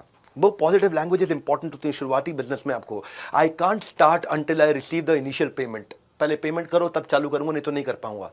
तो आप इसकी जगह कह सकते हो कि I look forward to working with you after the receipt of initial payment. मैं ये नहीं बोल रहा हूं कि क्लाइंट को आप डोमिनेट करने दो, पर मैं बोल रहा हूं कि कम्युनिकेशन के तरीके को बदलना है। ये मेरा बीच में एक दिन आने वाला है जहां मैं आपको कम्युनिकेशन और पर्सनालिटी पे बात करूंगा। आपको तो कई बार टफ क्लाइंट्स मिलेंगे आपको, और टफ क्लाइंट से बाहर निकलना है तो उसकी स्ट्रैटेजी भी आपके पास होनी चाहिए। ये 10 दिन आपके लिए लाइफ बदल दूंगा मैं आपकी। ये MBA को पूरा अटेंड करना है आपको, हर बात नोट करते रहना है, क्योंकि कहीं भी फ्री में इस तरह का ज्ञान नहीं मिलता है। मैं चलता हूँ अब, क्योंकि अब आपको कस्टमर्स मिल रहे हैं, अब आपका बिजनेस बढ़ते जा रहा है, बढ़ते जा रहा है, तो अब आपको क्या करना है, अब नेक्स्ट मार्केट की तरफ भी मूव करना है। तो नेक्स्ट न्यू मार्केट मेरा 18वां अध्याय है। इसमें आपको जब भी कहीं नई मार्केट में जाओगे तो आपने टेस्ट कर लिया अपने प्रोडक्ट को, टेस्ट कर लिया तो आप आउटर मार्केट में गैप्स ढूंढो, और वहां पे भी एक छोटी मार्केट से शुरू करो जो पेरीफेरी में होगी। जैसे मान लो आप दिल्ली में हो तो दिल्ली का पेरीफेरी क्या है, गाजियाबाद के आगे का हिस्सा हापुड़ तक चले जाऊं, फरीदाबाद के आगे का हिस्सा बल्लभगढ़ तक चले जाऊं, नोएडा का आगे का हिस्सा ग्रेटर नोएडा तक चले जाऊं, गुड़गांव के आगे का हिस्सा मानेसर से आगे चले जाऊं। वहां पे बहुत लोगों का फोकस नहीं होगा, वहां पे कस्टमर आपको आसानी से मिलेगा। यानी कि पेरीफेरी में जाओ। और वहां पे भी अगर माल बेच रहे हो, कोई माल पहुंचा रहे हो, तो शुरुआत में माल डंप मत करो, कम क्वांटिटी दो, क्रेडिट मत दो डिस्ट्रीब्यूटर को। अगर डिस्ट्रीब्यूटर को माल दे रहे हो, टाइम से पेमेंट लो, और दूसरी सर्विस से पहले पहली की पेमेंट जरूर ले लो। ये रूल बना लो अपनी लाइफ में। ये नहीं कि दूसरी पे वो बोला पिछली की दूंगा, आप दूसरा भी भेज दो माल। तो हमेशा सेकंड सप्लाई पे फर्स्ट की पेमेंट ले लो। एक सप्लाई लेट कर दे चल जाएगा, लेकिन अगर 2, 3, 4 सप्लाई लेट होने लगी तो पैसा मरने के चांसेस बढ़ जाते हैं। अपनी क्रेडिट लिमिट, जिसको भी माल दे रहे हो, सर्विस दे रहे हो, जो भी दे रहे हो, प्रोडक्ट दे रहे हो, उसके साथ क्रेडिट लिमिट डिसाइड करके चलो पहले से ही। आपको शुरुआत में डेप्थ बिल्ड करनी है, विड्थ नहीं। मैं पूरे देश में बेचूंगा, पूरी दुनिया में बेचूंगा नहीं। शुरू में एक मार्केट को जीतना है। जब उस मार्केट में आपका मार्केट शेयर बढ़ गया, 10, 20, 30% हो रहा है, तब आप अगले मार्केट में मूव करो। तब पहली मार्केट के अंदर पूरी विजिबिलिटी बना लो। वहां पे आपके पास में डिस्ट्रीब्यूशन चैनल आपके साथ लॉयल हो जाए, वहां के लोग आपके साथ लॉयल हो जाए, वहां का कस्टमर आपके साथ लॉयल हो जाए। फिर उसके बाद आप अपनी कमर्शियल टर्म्स को अक्रॉस ट्रेड, अक्रॉस कंट्री आप धीरे धीरे बिल्ड कर सकते हो। आप जहां भी जाओगे उसका मार्केट साइज पूरा समझो। ध्यान रखो, जब आप जल्दीबाजी में चले जाते हो ना, मार्केट मिल गया और टीम नहीं है तो अपॉर्चुनिटी लॉस है। और कई बार हम क्या करते हैं, मार्केट ठीक से मिली नहीं, टीम पहले हायर कर ली तो कैश लॉस है। मार्केट जब मिल गई, टीम नहीं है आपके पास, अपॉर्चुनिटी लॉस है। मार्केट आपको नहीं मिली लेकिन टीम पहले ही हायर कर ली, यानी कि कस्टमर आपको नहीं मिला, टीम पहले हायर कर ली, तो कैश लॉस है। तो इसका बैलेंस करना है। नई की पहचान कर, बेहतर से बेहतर का अनुमान कर मेरे भाई। नेक्स्ट न्यू मार्केट जो है ना, आप पहले फोकस पायलट मार्केट में सफल नहीं है तो नहीं जाना। पहले बिजनेस खड़ा करना है, बाद में बड़ा करना है। पहले देखना है आपको कि ये सफल हो गया, अब मैं देखता हूं अगली मार्केट की अपॉर्चुनिटी साइज क्या है। और मेरे पास 3 चीजें हैं, टीम, टेक्नोलॉजी और ट्रेनिंग। अगर मेरे पास टीम ठीक है वहां पहुंचने के लिए, मेरे पास टेक्नोलॉजी है जिससे मैं ट्रैक और एफिशिएंसी कर ला सकता हूं, और ट्रेनिंग पूरी दे दी है ताकि वो माल जाकर के बेच के आए, तब आप नेक्स्ट न्यू मार्केट में एंटर करते हो। और इसके लिए फोकस पायलट मार्केट में सफल होने के लिए आपका कोर अब आपको मिलना शुरू हो गया है। आपका एक्सपीरियंस आ गया फोकस पायलट मार्केट में कि आपका कोर क्या है, कस्टमर आपके पास क्यों आ रहा है, वो क्या वो एक सिंगल चीज है जो आपकी कंपनी को आगे बढ़ा रही है, वो एक चीज क्या आपके पास ऐसी जो आपको प्रोटेक्शन देती है आपके धंधे में, जिसके चक्कर में आपका उधार पे या डिस्काउंट पे माल बेचने से आप बच के निकल आए हो। वो क्या चीज है जो आपने फोकस पायलट मार्केट में सीखी है, अब उसको मल्टीप्लाई करके जाना है। कोर ये वो एडवांटेज है आपका। कोर क्या होता है, ये वो एडवांटेज है जो आपको हमेशा कंपटीशन से आगे रखने वाला है। उसको फोकस पायलट मार्केट में एक्सपीरियंस करके निचोड़ के निकालना है आपको, उसको बाहर निकाल के ले आओ कि ये मेरा कोर है, ये मुझे पता लग गया। स्टार्टअप की सक्सेस जो है ना वो कोर से निकल के आती है। यार ये मेरा कोर है, ये मेरी पकड़ में आ गया, इसके चक्कर में कस्टमर मुझे छोड़ता नहीं, अब इसको लेके जाऊंगा। ये था फोकस पायलट मार्केट का एक्सपीरियंस स्केल करने से पहले। कोर वो सीक्रेट सॉस है जो कॉन्सेंट्रेटेड तरीका है आपको डिफरेंशिएट करने का बाकियों के मुकाबले। कोर वो एक क्लियर स्ट्रेंथ है जो क्लैरिटी देती है आपके इन्वेस्टर को कि यार इसमें पैसा लगा दो। कोर फर्स्ट मूवर एडवांटेज नहीं होती, मैं सबसे पहले आया। Core first mover advantage, fast mover आएगा, फर्स्ट मूवर को खा जाएगा। कोर वो चीज है जिसके कारण आसानी से मार्केट बिना डिस्काउंट दिए, बिना उधार दिए मिलती चली जाती है। कोर कैसे बिल्ड करते हैं, 3 चीजें याद रखना कोर बिल्ड करने के लिए। अपने फोकस पायलट मार्केट के एक्सपीरियंस में आज के पहले दिन एमबीए में ये बता रहा हूं आपको फोकस पायलट मार्केट में कोर निकाल के उठना ही है, नहीं तो बढ़ाना नहीं है धंधा। आप तैयार ही नहीं हुए, आपके पास में प्रोडक्ट मार्केट फिट आप नहीं कर पाए डिफाइन। अब आप कहोगे यार मेरे को कैसे पता चलेगा कोर है मेरे पास में? 3 चीजों से पता चलेगा। कोर यूनिक होता है, केवल आपके पास है। कोर कस्टमर के लिए बहुत इंपॉर्टेंट होता है, और कोर वो होता है जिसको आप ग्रो कर सको। अब 3 चीजें क्या हो गई, ध्यान रखना, इशारे से करता हूं, अपने एक्शन से समझाता हूं। कस्टमर के लिए वैल्यूएबल, कंपटीशन के लिए इनइमिटेबल, कंपटीशन कॉपी नहीं कर पा रहा, और मेरे लिए scalable, VIS, valuable, inimitable, scalable. ये 3 चीजें अगर आपने फोकस पायलट मार्केट में अचीव नहीं करी तो फिर आप बेकार है, धंधा ग्रो मत करो। केवल डिस्काउंट और उधार के साथ में बढ़ते रहोगे, मार खाते रहोगे, एम्प्लॉय छोड़ के जाते रहेंगे, कस्टमर छोड़ के जाते रहेंगे, लाइफ टाइम वैल्यू आपकी आएगी नहीं, धंधा नहीं बढ़ा सकते आप। और कोर हो गया अगर आपके पास में कोई कस्टमर के लिए बहुत वैल्यूएबल है, कस्टमर को चाहिए ही चाहिए, बहुत इंपॉर्टेंट है कस्टमर के लिए, वो हो गया वैल्यूएबल, कस्टमर आपको पैसा देगा, एडवांस से पैसा देगा। कंपटीशन के लिए इनइमिटेबल, यानी कि कंपटीशन इमिटेट कर नहीं पाएगा, आपको कॉपी कर नहीं पाएगा, आपको प्रीमियम मिलेगा। आप 100 रुपए की चीज सब 110 में बेच रहे हैं, आप 130 में बेचोगे और कमांड करो मार्केट को। और मेरे लिए स्केलेबल, क्या मेरे पास टेक्नोलॉजी, टीम और ट्रेनिंग है कि मैं इसको स्केल करके लेके जा सकूं। ये VIS आज का पकड़ लो, how to start a startup में फोकस पायलट मार्केट के अंदर आपको अपना VIS उठा के ही जाना है, आगे निकाल के ही जाना है। इस पे समय लगाया मैंने पूरा। माइक्रोसॉफ्ट के लिए इंटेलेक्चुअल प्रॉपर्टी प्रोटेक्शन VIS है, फार्मा इंडस्ट्री में पेटेंट और लाइसेंसिंग उसका VIS होता है, valuable, inimitable, scalable. Unilever, Hindustan Unilever या पेप्सी, उनका डिस्ट्रीब्यूशन नेटवर्क है VIS उनके लिए, वैल्यूएबल, इनइमिटेबल और स्केलेबल। Xiaomi फ्लिपकार्ट के साथ एक्सक्लूसिव राइट देता था। तो आपके पास क्या कोई प्रोप्राइटरी टेक्नोलॉजी है, वो आपका VIS हो सकता है। आपके पास ब्रांड इक्विटी है, वो आपका VIS हो। आपकी excellent customer service, Domino's 30 minute में पिज्जा घर पे दे रहा है, या एप्पल है, लॉयल्टी बियॉन्ड लॉजिक, इतना लॉयल हो गया कस्टमर। तो आपके पतंजलि के पास नेशनल सेंटिमेंट है, आपके पास क्या वो ऐसा कोर क्या था आपका? आज तक चैनल है, इसका सब्सक्राइबर बेस इतना होगा, कंटेंट ड्रिवन है, आज तक सबसे कम ऐड दिखाता है पूरे देश में। बाकी न्यूज चैनल ऐड ज्यादा दिखाते हैं, वो 42 मिनट का कंटेंट देते हैं 1 घंटे में, ये 48 मिनट का कंटेंट देता है 1 घंटे में, और उसके बावजूद ऐड रेवेन्यू से ज्यादा कमाता है, क्योंकि उसने कंटेंट अच्छा रखा, सब्सक्राइबर बेस बढ़ा लिया। तो अपना वैल्यूएबल, किसके लिए वैल्यूएबल? कस्टमर के लिए। इनइमिटेबल, कंपटीशन में जो कॉपी ना कर पाए। स्केलेबल, मैं केवल एक मोहल्ले का ब्रांड नहीं रह जाऊं, मैं पूरे देश में जा सकूं, पूरी दुनिया में जा सकूं। पर कब जाएंगे? जब फोकस पायलट मार्केट, आज का पहला अध्याय था ये। अब अगर जैसे क्या होता है कि अगर आपके पास कुछ एक्रेडिटेशन सर्टिफिकेशन बहुत जबरदस्त है तो वो भी आपके लिए बन सकता है फोकस पायलट मार्केट में। कई बार आपकी मार्केट रिस्पॉन्सिवनेस, जैसे गूगल है, गूगल कस्टमर गूगल को सिग्नल देता है, गूगल उसका प्रोडक्ट बना देता है। कभी कभार पर्सनालिटी भी एक ब्रांड होता है, जैसे doctor Vivek Bindra, personality. Business coaching में आज हमारा बहुत बड़ा नाम हो गया है। क्या है वो? भी मेरे लिए वैल्यूएबल, इनइमिटेबल, स्केलेबल हो गया है, क्योंकि कस्टमर को बहुत वैल्यूएबल लगेगा, इनइमिटेबल है, हर एक बराबरी कॉपी नहीं कर सकता आसानी से, और हमारे लिए स्केलेबल है। तो अब जब तक आपका कोर फोकस पायलट मार्केट में नहीं आया, आपको स्केल नहीं करना है। हमारी अपनी कॉम्पिटिटिव पोजीशनिंग को क्लियर करना है। बड़ा बिजनेस मेरी कंपनी का नाम है और कंपनी का नाम ही बिजनेस बड़ा करना कॉम्पिटिटिव पोजीशनिंग है। ये 10 डे एमबीए के बारे में बाकी लोगों को भी जरूर बता देना, बहुत फायदा होने वाला लोगों को। हाँ, मैं कॉम्पिटिटिव पोजीशनिंग के बारे में आपको समझाया। अब आते हैं स्केल करने की और स्ट्रैटेजीज पे। कोर को और अच्छे से अलग प्रकार से सीखते हैं। मैं आपको अलग अलग मॉडल देता हूं स्केल करने के। हाँ, अब आप स्केल करने जा रहे हो, आपको स्टार्टअप की जर्नी देखिए 1000 दिन की। जब आपको इसको भी चेक करना है, क्वालिफाई करना है, मैनुअल को खोलते रहना भाई। इस मैनुअल का बहुत इस्तेमाल करना। प्रिंट आउट नहीं निकाला, खाली पीडीएफ में रखा तो काम नहीं कर पाओगे। पेन से घिस घिस के काला कर देना पूरे के पूरे मैनुअल को। आपने धंधे में चेक करो, जो धंधा है उसमें क्या इमीडिएट कैश फ्लो आ रहा है, क्या रेगुलर कैश फ्लो रहेगा इस धंधे के अंदर, क्या रेगुलर तो रहेगा लेकिन सस्टेन करेगा, क्या रेगुलर है, सस्टेन हो रहा है और इमीडिएट भी आ रहा है लेकिन बढ़ बढ़ के आएगा। आपने बोला हाँ रेगुलर आएगा, लेकिन क्या सेम आएगा रेगुलर सस्टेन होकर के, या बढ़ बढ़ के रेगुलरली सस्टेन होकर, बढ़ बढ़ के रेगुलरली सस्टेन होकर आएगा। तो वो है आपका कोर। और फाइनली, क्या इसमें मुझे बैठना पड़ेगा, क्या मुझे गल्ले पे बैठना पड़ेगा, मेरे गल्ले पे बैठे बिना काम हो जाएगा। अगर गल्ले पे बैठे बिना काम हो जाएगा तो स्केलेबल है। हाँ, ये है वैल्यूएबल, इनिमिटेबल, स्केलेबल। अब इसके लिए जब आपको स्केल करना हो ना, तो याद रखना आइडियल एमबीए। आइडियल का मतलब क्या होता है, मैनेजमेंट बाय एब्सेंस। एमबीए का मतलब क्या है यहाँ पे, मैनेजमेंट बाय एब्सेंस। आप नहीं हो, गल्ले पे नहीं बैठे, गल्ला छोड़ो कैंपेन, आपका गल्ला छोड़वाऊंगा मैं। बिना गल्ले पे बैठे धंधा कैसे किया जाए। आई मतलब इंटीग्रेशन। हाँ, एक आदमी 3 का काम करे, इंटीग्रेट करो काम। डी मतलब डेलीगेशन, सारा काम खुद नहीं करना, जो आपका 60, 70, 80% भी आपकी क्वालिटी का कर दो, उसको डेलीगेट कर दो।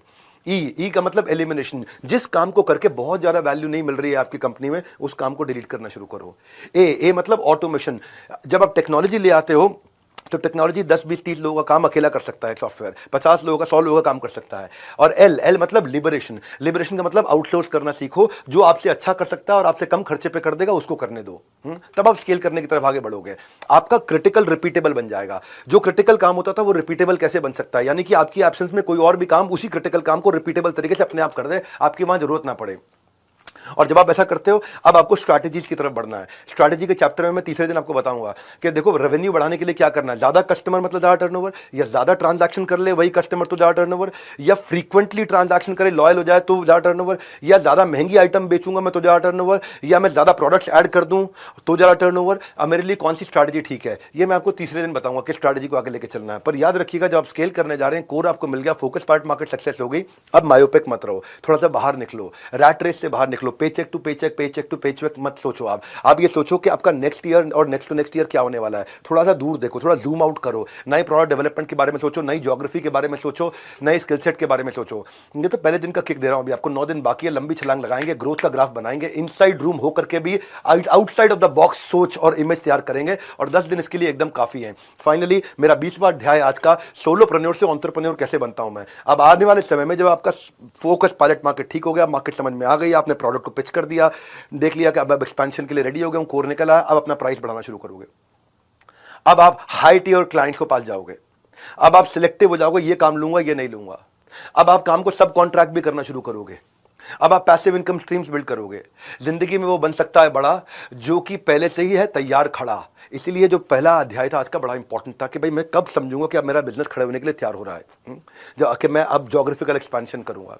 अब जब मैं एक्सपैंड करने जा रहा हूं तो मुझे क्या सोचना है, किन चीज़ों का ध्यान रखना है। मुझे ये देखना है कि मैं जिस मार्केट में जा रहा हूं वहाँ रिसोर्सेज हैं कि नहीं है, वहाँ रॉ मटेरियल मिल रहा है कि नहीं मिल रहा, वहाँ मैन पावर मिल रही है कि नहीं मिल रही। जहाँ मैं जा रहा हूँ क्या वहाँ मैं कंसोर्शियम बना सकता हूँ, किसी के साथ पार्टनरशिप कर सकता हूँ क्योंकि नया रीजन है। जहाँ मैं जा रहा हूँ क्या मैं वहाँ कहीं से बाजार से, विदेश से कोई टेक्नोलॉजी ट्रांसफर अग्रीमेंट लेके आ सकता हूँ कि भाई टेक्नोलॉजी आपकी यहाँ यूज़ कर लूँगा, उसको किराया आपको दे दूंगा। हाँ, क्या मैं जब मैं जा रहा हूँ बाहर, क्या मेरी होम मार्केट सैचुरेट हो गई है, क्यों जा रहा हूँ मैं। अभी पहले ये मार्केट तो पूरी खाई नहीं, वैसे ही भागे जा रहा हूँ, मेरे को स्केल करना है। ये चीज़ें सोचने की हैं जो मैं बता रहा हूँ, बहुत वैल्यूएबल चीज़ें दे रहा हूँ आपको। ये एक एक सवाल में एक एक सवाल आपकी ज़िंदगी बदल सकता है। मैनुअल को इस्तेमाल करना है आपको। जहाँ मैं जा रहा हूँ वहाँ पॉलिटिकल फैक्टर्स कैसे हैं, इकोनॉमिक लीगल फैक्टर्स कैसे हैं। जहाँ मैं जा रहा हूँ मुझे वर्किंग कैपिटल कितनी वहाँ रिक्वायरमेंट होगी, उसका बजट बना के जाऊँगा। जहाँ जा रहा हूँ वहाँ क्या मैं लोकलाइज माल बना सकता हूँ वहाँ का, क्योंकि लोकलाइजेशन इज ग्लोबलाइजेशन, उधर का लोकल माल बना सकता हूँ मैं। जहाँ मैं जा रहा हूँ क्या मैं वहाँ किसी छोटी कंपनी को जो अच्छा नहीं कर पा रही उसको खरीद लूँ और उसके माध्यम से वहाँ आगे बढ़ जाऊँ। इनऑर्गेनिक स्ट्रैटेजीज को एक्विजिशन बोलते हैं। क्या मैं जहाँ जा रहा हूँ वहाँ मेरे को डिस्ट्रीब्यूशन नेटवर्क, सुपर स्टॉकेस्ट और सीएनएफ मिल सकता है जिसके द्वारा मैं वहाँ डिस्ट्रीब्यूट कर सकूँ। भाई लोगों जब भी घूमने फिरने जाते हैं ना कि यार मैं यूएस घूमने जा रहा हूँ, दुबई जा रहा हूँ, या मैं ऑस्ट्रेलिया जा रहा हूँ, यूरोप जा रहा हूँ, स्विट्जरलैंड जा रहा हूँ, अकेले जाने में वो मजा नहीं है, जब आप परिवार के साथ जाते हैं, पूरी टीम्स के साथ जाते हैं, तब आता असली आनंद, वो एक्सपीरियंस होता है। तो सोलोप्रेन्योर से एंटरप्रेन्योर बन के आगे जाना जीवन में, डायनामिक्स और डायमेंशन दोनों बदल जाते हैं। और इसके लिए आपको जरूरत पड़ेंगे फ्रेमवर्क। इस फ्रेमवर्क के बारे में आने वाले दिनों में बताऊंगा। मेरे बीबी इंपैक्ट के बारे में 52 पावरफुल फ्रेमवर्क दिए हैं, जो मेरा नेक्स्ट प्रोडक्ट हमने लॉन्च किया है, जो मेरे लीडरशिप फनल के फ्रेमवर्क्स हैं, इंप्लीमेंटेबल, आउटकम ओरिएंटेड है। और जो आने वाले मेरे दिन है, जो मेरा अभी मार्केट रिसर्च और प्रोडक्ट डेवलपमेंट का है, उसमें मैं कल बताऊंगा कि प्रोडक्ट की तैयारी कैसे की जाती है। अब एक एक टॉपिक को लूंगा। अभी सोलोप्रेन्योर से एंटरप्रेन्योर की जर्नी ली है, how to start a startup. अब एक एक टॉपिक लेते जाएंगे कि अब आप जो प्रोडक्ट तैयार करोगे तो उसकी डिटेल में जाऊंगा मैं, कैसे कंज्यूमर बिहेवियर कैसे है, थिंकिंग फ्रेमवर्क क्या होते हैं, लिटमस टेस्ट क्या होता है, बेट एंड हुक मॉडल क्या होता है, मार्केट रिसर्च कैसे करेंगे। जब स्ट्रैटेजी के दिन आऊंगा तीसरे दिन, तो वहां leadership in pipeline, score board, issue based strategy, scenario analysis, competitive collaborative strategy.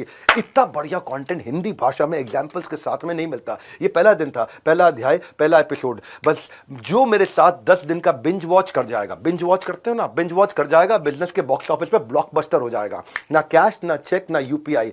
मैंने बस आपका टाइम मांगा है, मुझे और कुछ नहीं चाहिए। कंसिस्टेंसी आपकी कॉस्ट है। कंसिस्टेंट रहना 10 के 10 दिन, और एग्जाम जरूर देते रहना।